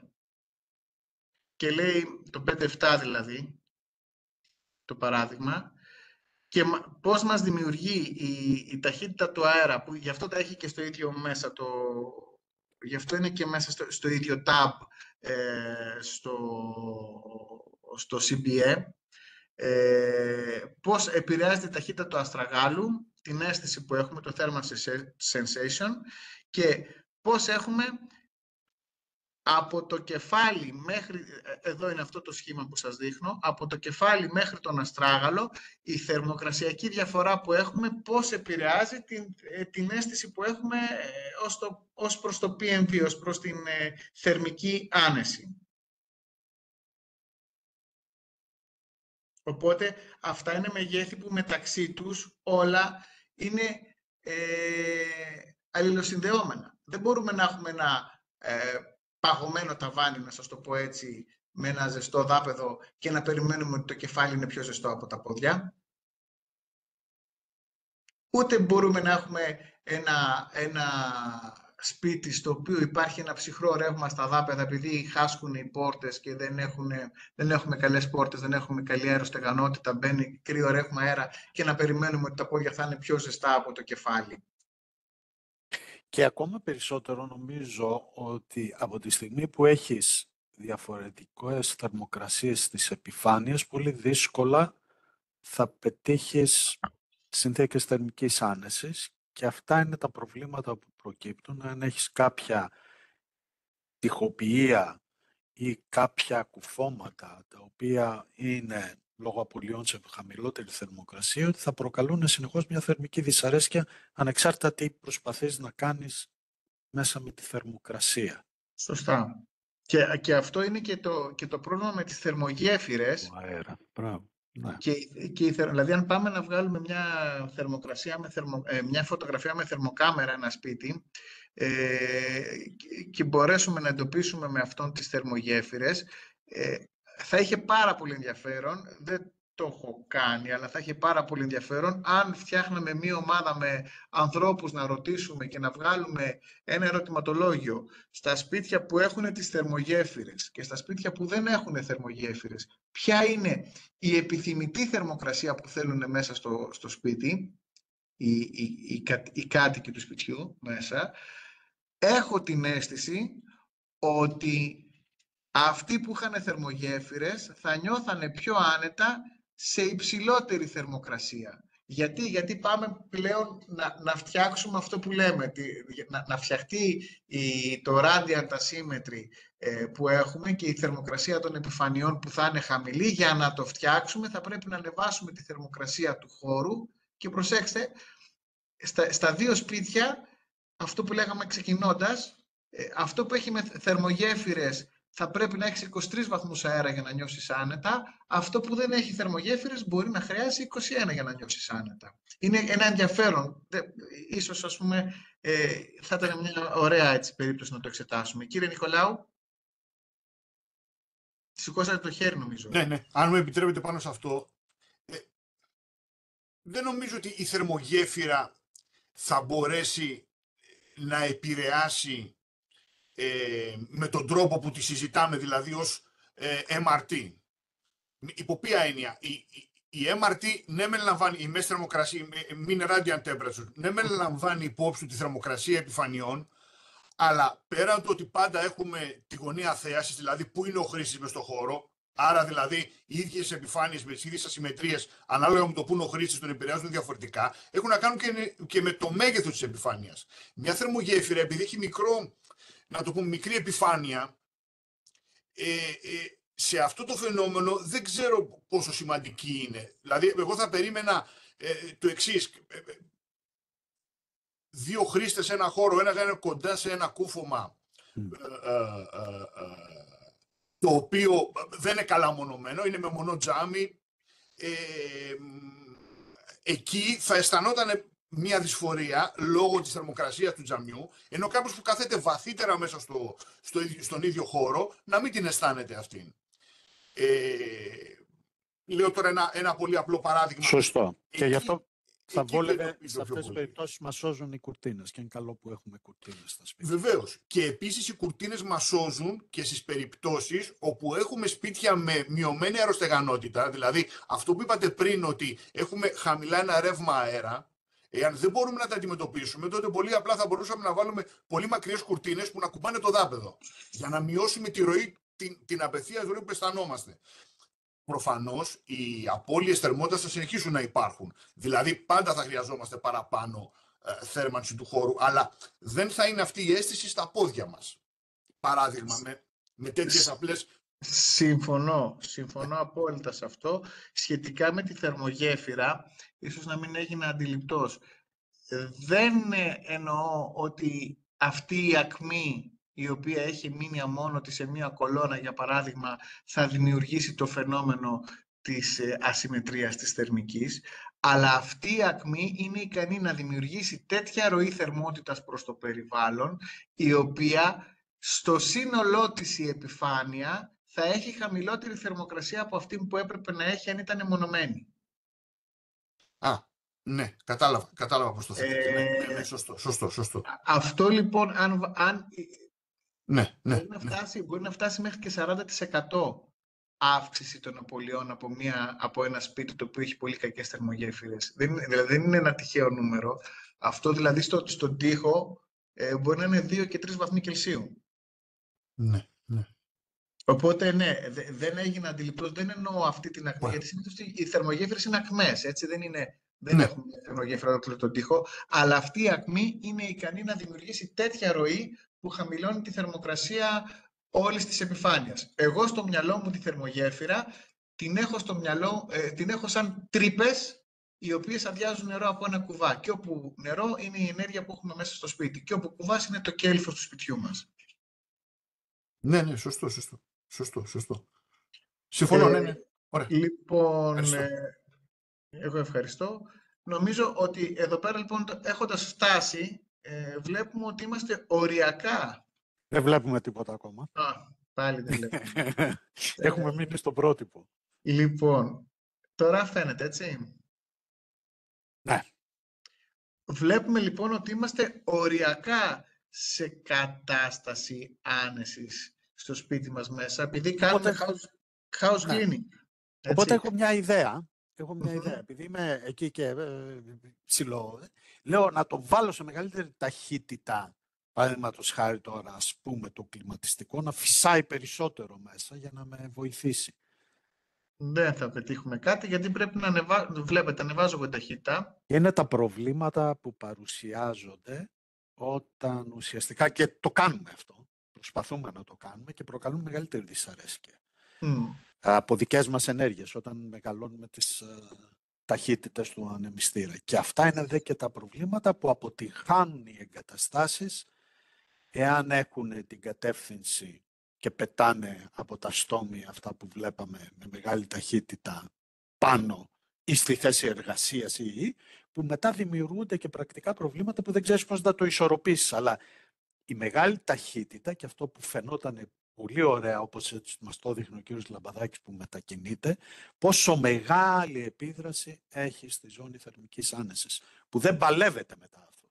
Ναι. Αν βάλουμε τον αέρα στους 40 βαθμούς Κελσίου, δηλαδή δεν εξετάσουμε τη θερμοκρασία του χώρου, αλλά εξετάσουμε μόνο το ρεύμα του αέρα, θα μας δείξει ψευδός, γιατί δεν είναι φτιαγμένο το πρόγραμμα για να το υπολογίσει αυτό, θα μας δείξει ψευδώς ότι είμαστε ικανοποιημένοι. Δεν θα είμαστε όμως ικανοποιημένοι για άλλους λόγους, γιατί με 40 βαθμούς Κελσίου, με ζεστό, ξηρό ρεύμα αέρα, ξεραίνουμε σταφίδες, δεν ζεσταίνουμε ανθρώπους. Έτσι, οπότε μπορεί να έχουμε την αίσθηση ότι είμαστε καλά, αλλά μακροπρόθεσμα θα μας δημιουργήσει πρόβλημα στον χώρο και θα αισθανθούμε ακόμα πιο έντονη τη δυσαρέσκεια, αυτό που έλεγε ο κύριος Μπαλαράς. Ψευδός όμως εδώ πέρα θα μας δείξει ότι είμαστε καλά. Δεν ισχύει όμως. Το πρόβλημα είναι τι γίνεται αν κατεβάσουμε το μεταβολικό μας ρυθμό. Δηλαδή, αν πούμε ότι καθόμαστε και δακτυλογραφούμε, τότε μας δείχνει ότι είμαστε πολύ μακριά από την αίσθηση και θα πρέπει να πάμε γύρω στους 25 βαθμούς Κελσίου για να νιώσουμε άνεση. Το βλέπετε?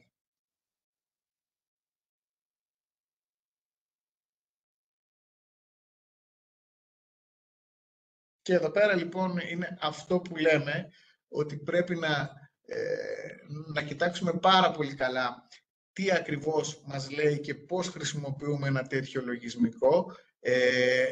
Εδώ πέρα έχει να κάνει με το operative temperature καθαρά.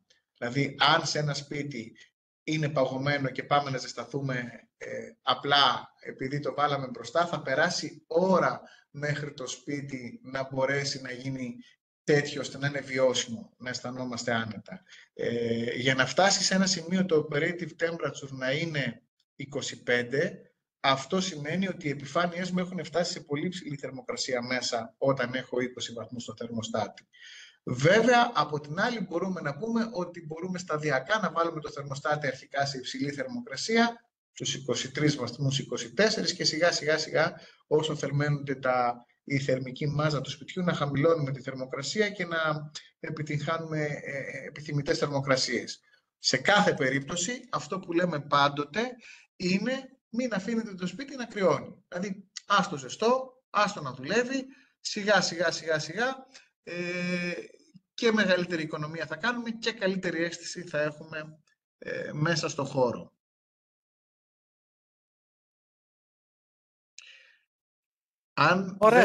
Αν δεν θέλετε να δούμε κάτι άλλο εδώ πέρα, θα ήθελα 2 λεπτά μόνο, γιατί έχουμε περάσει το χρόνο μας. Να κάνουμε 2 παραδείγματα απλά, γιατί τα είδαμε απλώς πριν πούμε στο adaptive. Εδώ όπως είμαστε. Ας ξεχάσουμε τα discomfort, δηλαδή πολύ απλά, τα πολύ βασικά όπως το έχουμε. Θεωρήσαμε ότι κάποιος κάνει δουλειές. Στην άλλη περίπτωση έχουμε να βάλουμε ότι κάποιος απλώς κάθεται.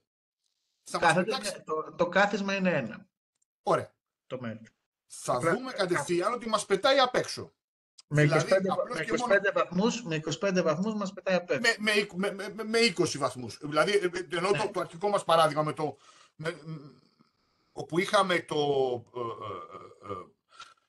Clothics στο 61 μου φαίνεται, ναι, και είχαμε βάλει ότι ήταν 2,7 το MET.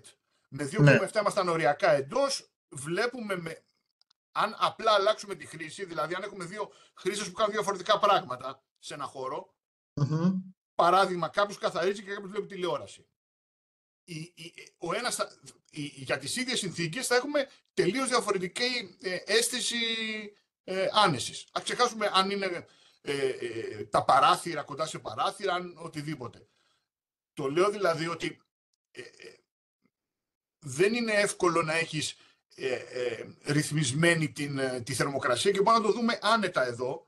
Αυτό που συνήθως συμβαίνει ότι κάποιος φοράει πιο λεπτά ρούχα ή πιο χοντρά ρούχα ή κάνει δουλειές ή δεν κάνει δουλειές και αμέσως μετακινείται η ζώνη άνεσης, η μπλε ζώνη, ας πούμε, σε ένα χώρο.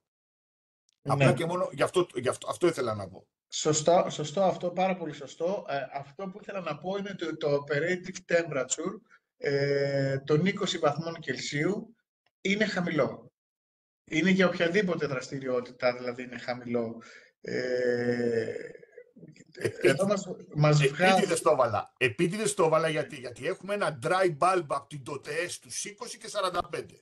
Σωστά. Έτσι δεν είναι? Dry bulb. Σωστά. Δηλαδή εννοώ θερμοκρασία, αέρα. Αυτή είναι η TOTE. Αυτό λέει το TOTE 1. στις κατοικίες και στα περισσότερα. 20 βαθμούς Κελσίου και 45. Για να είναι αυτό βιώσιμο, άμα σπάγαμε το... Ναι, και βάζαμε χωριστά το dry bulb και το ξεκίνησα MRT. κάνοντας μια μεγάλη εισαγωγή για το operative temperature, γιατί ήθελα να το διαχωρίσουμε ότι δεν είναι το dry bulb, δεν είναι θερμοκρασία ξηρού βολβού. Γιατί είναι πολύ εύκολο να γίνει μια παρεξήγηση και μια παρερμηνία το τι μεγέθη βάζουμε μέσα, γιατί μέση θερμοκρασία επιφανειών. Έχουμε ένα σπίτι με καλοριφέρ και έχουμε θερμοκρασία προσαγωγή σε 80, θερμοκρασία επιστροφή σε 60. Άρα, μέση θερμοκρασία στο σώμα 70 βαθμούς Κελσίου. Το σώμα αυτό έχει επιφάνεια 1 τετραγωνικό μέτρο. Η επιφάνεια, λοιπόν, το radiant που λέγαμε πριν, πώς προκύπτει, είναι η επιφάνεια επί την ενέργεια που μας δίνει, επί τη θερμοκρασία που μας δίνει, επί την ελεύθερη επιφάνεια του τοίχου που μπορεί να έχει 18 βαθμούς Κελσίου, επί τη θερμοκρασία που έχει ο τοίχος αυτός, επί την επιφάνεια των δαπέδων. Θα δείτε λοιπόν ότι οι 70 βαθμοί του καλοριφέρ συνεισφέρουν σημαντικά στο να ανέβει το mean radiant temperature του σπιτιού. Γιατί έχει πολύ μεγάλη απόκλιση. Όταν όλα έχουν κοντά στο 18 και ξαφνικά έχει ένα πράγμα που είναι 1 τετραγωνικό ή 2 τετραγωνικά που είναι 70, βάλτε το σε ένα Excel και δείτε πόσο πολύ μεγάλη είναι η συνεισφορά του. Αν είσαι κοντά στο καλοριφέρ. Αν είσαι κοντά στο καλοριφέρ, ναι. Για ποιο λόγο το λέω αυτό? Γιατί το MRT δεν είναι η συνισταμένη των θερμοκρασιών επιφανείας, λαμβάνει υπόψη του και τη γωνία θέασης από κάθε επιφάνεια προς τον χρήστη. Είναι δηλαδή αυτό που καμιά φορά σε ένα χώρο αισθάνεσαι λίγο κρύα και αν πας κοντά στο καλοριφέρ ζεσταίνεσαι.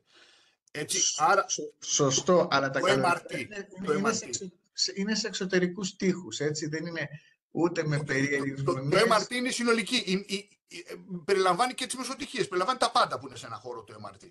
Ναι. Γι' αυτό το λέω ότι εάν το σπάγαμε... Όταν έχουμε μεσοτυχίες, δηλαδή εσωτερικό δωμάτιο, έχει και αυτό καλοριφέρ μέσα. Δηλαδή σπάνια αφήνουμε ένα εσωτερικό δωμάτιο χωρίς καλοριφέρ.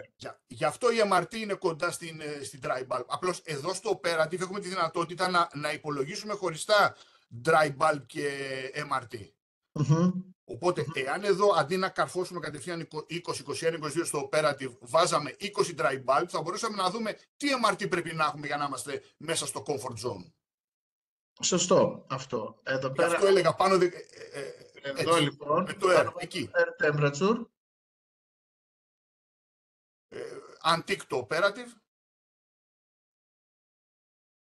Και βάλω θερμοκρασία 20, εδώ το 20. Βαθμούς. Και βάλω το min, θα μου βγάλει γύρω στους 28 νομίζω. Πόσο πρέπει να είναι για να αισθανθείς άνετα? 30. Να το. Το 30 είμαστε οριακά καλά. Στο 32 είμαστε μια χαρά. Ναι, αλλά είναι υπερβολικό αυτό, δηλαδή δεν υφίσταται.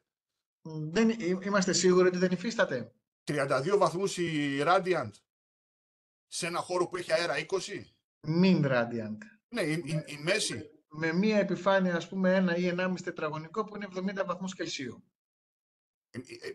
Αυτό είναι η συνισταμένη όλων των επιφανειών που περικλείουν έναν άνθρωπο σε ένα χώρο. Το min είναι η συνισταμένη όλων των επιφανειών. Ναι. Είναι F επί S1, επί ταφ1, συν F2 επί ταφ2, συν F3 επί ταφ3, συν F επί ταφ προς νη. Οι περισσότερες θα είναι στους 20 βαθμούς περίπου. Σωστά. Άρα, άμα έχω θερμοκρασία 20 αέρα και 20 της επιφάνειας, δεν πολύ επηρεάζεται. Ναι, αλλά αν έχω μια επιφάνεια η οποία είναι 1 τετραγωνικό, ας πούμε, 1,5 που είναι 70 βαθμούς Κελσίου, θα μου κάνει πικ εκεί πέρα. Θα μου το ανεβάζει, δεν μου το πάει 70. Εντάξει, αλλά θα φτάσουμε ποτέ, δηλαδή η εμπειρία είναι ότι θα φτάσει ποτέ από τις μελέτες εννοώ. Η MRT τόσο ψηλά. Στην 95 είμαστε κοντά στο 28. Η MRT ή η θερμοκρασία δαπέδου? Θερμοκρασία δαπέδου. Η θερμοκρασία δαπέδου είναι 29 και σε ένα σπίτι με ισορροπία, χωρίς να συμπεριλαμβάνουμε το ταβάνι, είναι κοντά στο 28 με 27. Αλλά αν βάλουμε και το ταβάνι ή αν είναι, ας πούμε, μια μεζονέτα ή αν από πάνω έχουμε θερμαινόμενο χώρο, μπορούμε εύκολα να είμαστε στους 28 βαθμούς. Και με θερμοκάμερα δηλαδή μετρημένο αυτό. Εντάξει, το λέω γιατί αυτό είναι μια μεγάλη διαφορά. Είναι μια μεγάλη διαφορά της ενδοδαπέδιας και μια μεγάλη διαφορά και του δροσισμού. Όταν λέμε ότι κάνουμε δροσισμό σε ένα κτίριο, επειδή ψύχουμε τις επιφάνειες, αντιστοίχως πέφτουν, χαμηλώνουν πάρα πολύ θερμοκρασίες. Και δεν χρειάζεται να βάλεις 26 βαθμούς για να νιώσεις ότι είσαι δροσερά. Δηλαδή μπορεί να είσαι 27, 28, 29 βαθμούς μέσα στο χώρο και εσύ να νιώθεις μια χαρά. Δεν κρυώνεις, μάλλον δεν ζεσταίνεσαι, ενώ η θερμοκρασία που μετράς ξηρού βολκού μπορεί να είναι 29 βαθμοί. Καλά, ναι. Και λίγο το airspeed να βάλεις με έναν ανεμιστήρα στο 0,5-0,6 αμέσως στο ανεβάσει. Ναι, σωστό. Συμφωνώ. Απλώς ήθελα λίγο να δούμε το παράδειγμα, γιατί με ξένιζε πάντα για ποιο λόγο έχουμε 20 στις το ΤΕ. Δηλαδή, όσο φορές έχω χρησιμοποιήσει το CB Tool με θερμοκρασίες επιφανειών, δεν μου βγαίνει ποτέ ότι πετυχαίνουμε συνθήκες θερμικής άνεσης. Και απλά ήθελα να το βάλουμε σαν παράδειγμα. Προφανώς, επειδή θέλουμε να ζεσθενόμαστε σε ένα χώρο, δεν έχουμε στους 20 βαθμούς θερμοκρασία, προσπαθούμε να την έχουμε στους 21-22 βαθμούς. Η ΤΟΤΕ των θερμικών απολειών λέει ότι ακολουθεί το στάνταρ 55. Αν έχετε το βιβλίο το κίτρινο, ας πούμε, το λέει το στάνταρ, ότι έχει γίνει συγγραφή της σύμφωνα με το στάνταρ 55. Για το λόγο αυτό, λοιπόν, θα δείτε ότι έχει και διαφορετικές προτινόμενες θερμοκρασίες ανά δωμάτιο. Δηλαδή, σου λέει ότι στο μπάνιο μέσα που βγάζεις τα ρούχα σου και σου αλλάζουν τα κλό, θέλω 22 βαθμούς. Ωραία. Κατανοητό. Τα έχει λάβει λίγο πολύ υπόψη. Δεν ήρθε από τον ουρανό και έπεσε τότε. Πραγματικά και αυτή έχει φτιαχτεί με βάση το αστραέ στάνταρ. Και δεν το έχει... Εντάξει, τα έχουν πειράξει λίγο, τα έχουν φέρει και προσπαθήσαν να τα φέρουν λίγο πιο κοντά στην ελληνική πραγματικότητα. Δεν είναι λάθος η ΤΟΤΕ να τη χρησιμοποιούμε σαν ένας γενικός μπούσουλας για να κάνουμε ένα σπίτι αξιοπρεπώς θερμαινόμενο. Δεν σημαίνει ότι άμα ακολουθήσουμε την ΤΟΤΕ θα έχουμε πετύχει τις συνθήκες άνεσης. Είναι λίγο διαφορετικό το να πούμε ότι μελετώ ένα σπίτι ως προς την άνεση στο σύνολό της, εν το συνόλο και τη θερμική άνεση μεταξύ αυτών, και άλλο τη θερμαίνω ένα σπίτι. Το θερμαίνω ένα σπίτι σημαίνει ότι του προσδίδω περισσότερη ενέργεια από αυτή που έχει σαν απώλειες. Αυτό. Τώρα, αν εγώ βάλω ένα μηχάνημα το οποίο φυσάει με μια ταχύτητα 3 μέτρα ανά σεκόντ αέρα θερμοκρασία 45 βαθμών Κελσίου, το σπίτι θα ζεσταθεί, είναι σίγουρο. Το αν ο άλλος θα νιώθει άνετα είναι άλλο θέμα. Και είναι αυτό που είπε πάρα πολύ εύστοχα ο κύριος Μπαλαράς πριν. Πάμε, ανεβάζουμε τις θερμοκρασίες και λέμε, εγώ ανέβασα την ταχύτητα στον ανεμιστήρα μου και αντί να ζεσταίνω με κρυώνω. Κλασικό παράδειγμα. Κλασικό παράδειγμα βλάβης. Σωστό. Πολύ ωραία. Νομίζω ότι μπορούμε να ολοκληρώσουμε. Θα ήθελα να προτείνω σε όλους πριν ολοκληρώσουμε να παίξουν λίγο, αφού έχουν δει πώς δουλεύουν το Adaptive Method. Για ποιο λόγο? Μπορεί να είναι ένα σύστημα το οποίο δεν μιλάει για κλιματισμό μηχανικό. Έχει πάρα πολλές προϋποθέσεις. Ή συνήθως λέμε ότι είναι για φυσικό αερισμό. Επειδή σχεδιάζουμε σπίτια, κτίρια, χώρους για να δημιουργήσουμε άνεση, αλλά και για να κατεβάσουμε την κατανάλωση της ενέργειας, θα πρέπει να δούμε πώς μπορούμε να εκμεταλλευτούμε αυτό το πολύ χρήσιμο εργαλείο σε περιπτώσεις που έχουμε free cooling. Δηλαδή, έχουμε ένα καφέ μπαρ, ένα εστιατόριο, το οποίο δουλεύει κυρίως βραδινές ώρες και για ένα πολύ μεγάλο μέρος του χρόνου η εξωτερική θερμοκρασία του περιβάλλοντος είναι χαμηλότερη τη νύχτα από την επιθυμητή θερμοκρασία χώρου, η οποία λόγω λανθάνων φορτίων, ζεστών πιάτων, οτιδήποτε φώτα, οτιδήποτε μπορεί να έχει μέσα, ανεβαίνει. Δηλαδή, μπορούμε να πάμε σε ένα κλαμπ το χειμώνα, το οποίο να έχει ανάγκη ψήξης, το οποίο είναι και το πιο συνηθισμένο. Όσοι έχουν κάνει μελέτες σε κλαμπ, θα έχουν δει ότι τα πιο μεγάλα κλαμπ το χειμώνα ψήξη θέλουν. Αυτό λοιπόν το adaptive μοντέλο μας βοηθάει να προσδιορίσουμε κατά πόσο ένα σύστημα free cooling, δεν είναι αυτός ο λόγος που φτιάχτηκε το adaptive το μοντέλο, η adaptive method, αλλά εμένα προσωπικά στην πράξη, επί του πρακτέου, ξεγελώντας ας πούμε το σύστημα, μου έχει βγάλει καταπληκτικά αποτελέσματα. Γιατί στην ουσία προσομοιώνουμε τον μηχανικό αερισμό με τον φυσικό αερισμό, εξετάζουμε τη θερμοκρασία του περιβάλλοντος, βλέπουμε τι κάνουν οι άνθρωποι μέσα και βλέπουμε αν μπορούμε να κάνουμε free cooling. Εδώ, αν παίξετε, και θα το αφήσω να το παίξετε και θα με ενδιέφερε να μου στείλετε email με τα αποτελέσματα που βγάλατε.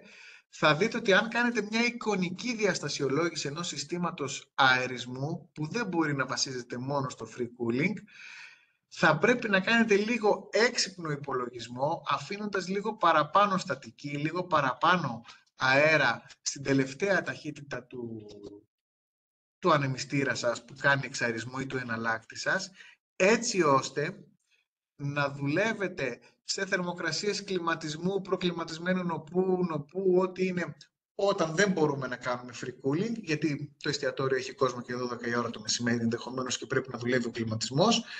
Και φτάνοντας το βράδυ, ενώ η θερμοκρασία που έχουμε είναι ικανοποιητική από το περιβάλλον, δηλαδή προσάγουμε αέρα στους 24 βαθμούς, θα μπορούσε να μας κάνει μια χαρά ψήξη, αλλά επειδή είμαστε καλοί μηχανικοί και προνοήσαμε και βάλαμε χαμηλές θερμοκρασίες, χαμηλές ταχύτητες ροής του αέρα από τα στόμια για να μην ενοχλούμε τον κόσμο το μεσημέρι, το βράδυ δεν μας φτάνει,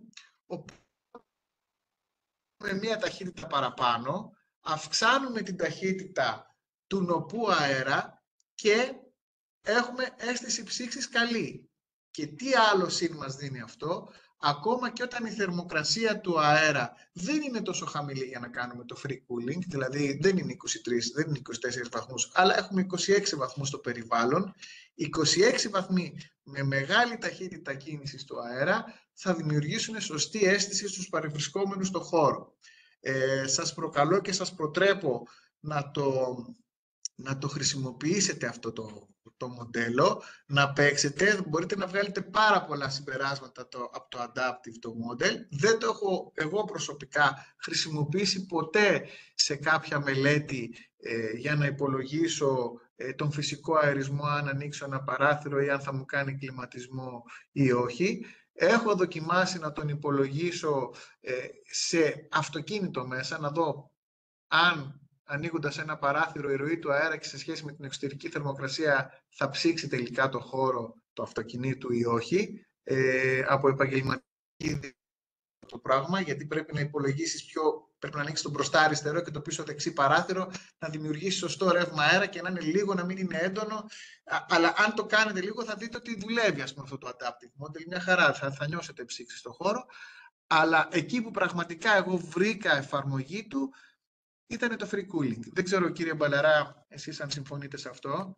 Ναι, εγώ τώρα δεν θα τη συνεχίσω άλλη αυτή την κουβέντα, γιατί υπάρχει και το πρόβλημα της υγρασίας, που εκεί αλλάζει όλα τα πράγματα. Και αν δεν λάβεις υπόψη σου την υγρασία, ιδιαίτερα όταν μιλάμε για δροσισμό, εκεί είναι μεγάλο το πρόβλημα. Άρα χρειάζεται προσοχή. Αλλά η βασική αρχή, και ιδιαίτερα το παράδειγμα πολύ εύστοχα που έδωσε ο κύριος Λαμπαδάκης με το αυτοκίνητο, είναι ακριβώς αυτά τα πράγματα που μπορούμε να κάνουμε σε μικρογραφία και να δούμε πώς συμπεριφέρονται πιο σύνθετα συστήματα όπως είναι τα κτίρια. Τέλεια. Νομίζω πάντως ότι ευκαιρίας δοθήσεις και με όλα αυτά τα παραδείγματα και τις ιδιαιτερότητες που παρουσιάζονται από τους υπολογισμούς, όλοι ανεβήκαμε ένα σκαλοπάτι, ένα επίπεδο πιο ψηλά. Αυτά τα εργαλεία είναι πρακτικά. Στην αρχή εμφανίζονται εύκολα, αλλά όσο μπήκατε, είδατε και περπάτησε και έκανε και ένα ωραίο μπρος πίσω και με το πρότυπο, βλέπετε και πόσες παραπάνω πληροφορίες κρύβονται και υπάρχουν εκεί. Το συγκεκριμένο εργαλείο, το γεγονός ότι παρέχει τη δυνατότητα να βλέπεις αποσπάσματα από το πρότυπο, είναι πολύ καλό και δίνει έτσι την ευκαιρία κανένας να προχωρήσει και να μπει λίγο πιο βαθιά σε αυτά τα θέματα, που στο τέλος όμως της ημέρας αντιλαμβανόμαστε όλοι ότι δεν είναι τόσο απλό.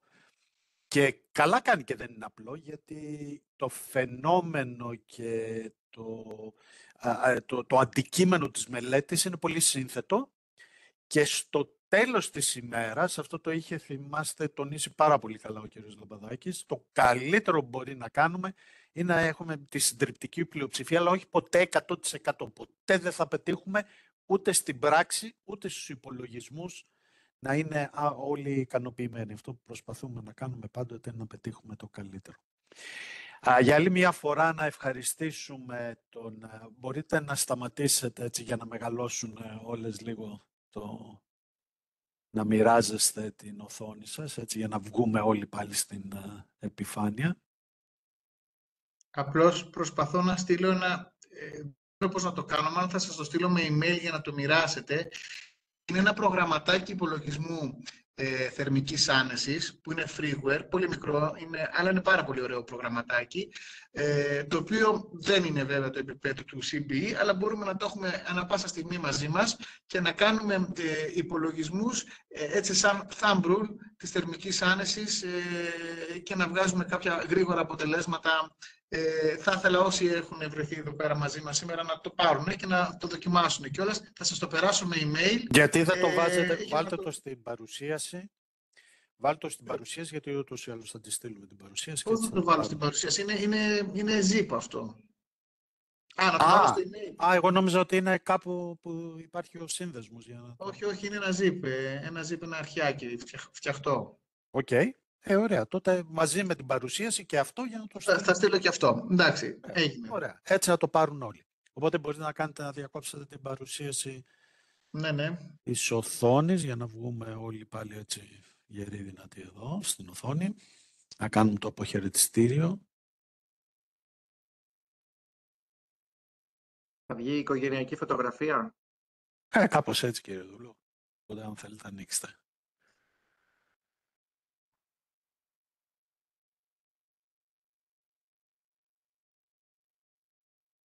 Ωραία, εμφανίστηκε. Wow, okay. Ευχαριστούμε και τον κύριο Δούλο που μπήκε να παρακολουθήσει αυτήν την... και όλους εμάς βέβαια. Είχα ακούσει το πρώτο μέρος για τον κύριο Λαμπαδάκη τα καλύτερα και λέω για να τα ζήσω. Έτσι. Εγώ κράτησα τη συμβουλή του, κράτα τα πόδια σου ζεστά. Έτσι, ακριβώς.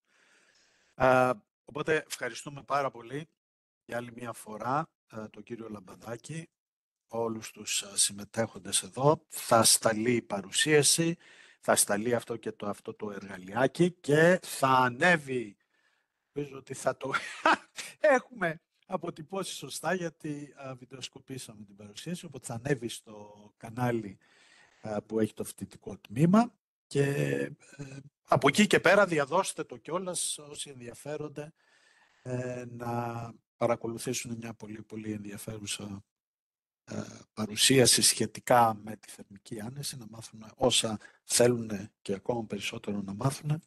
Θα είναι μια λαμπρή ευκαιρία.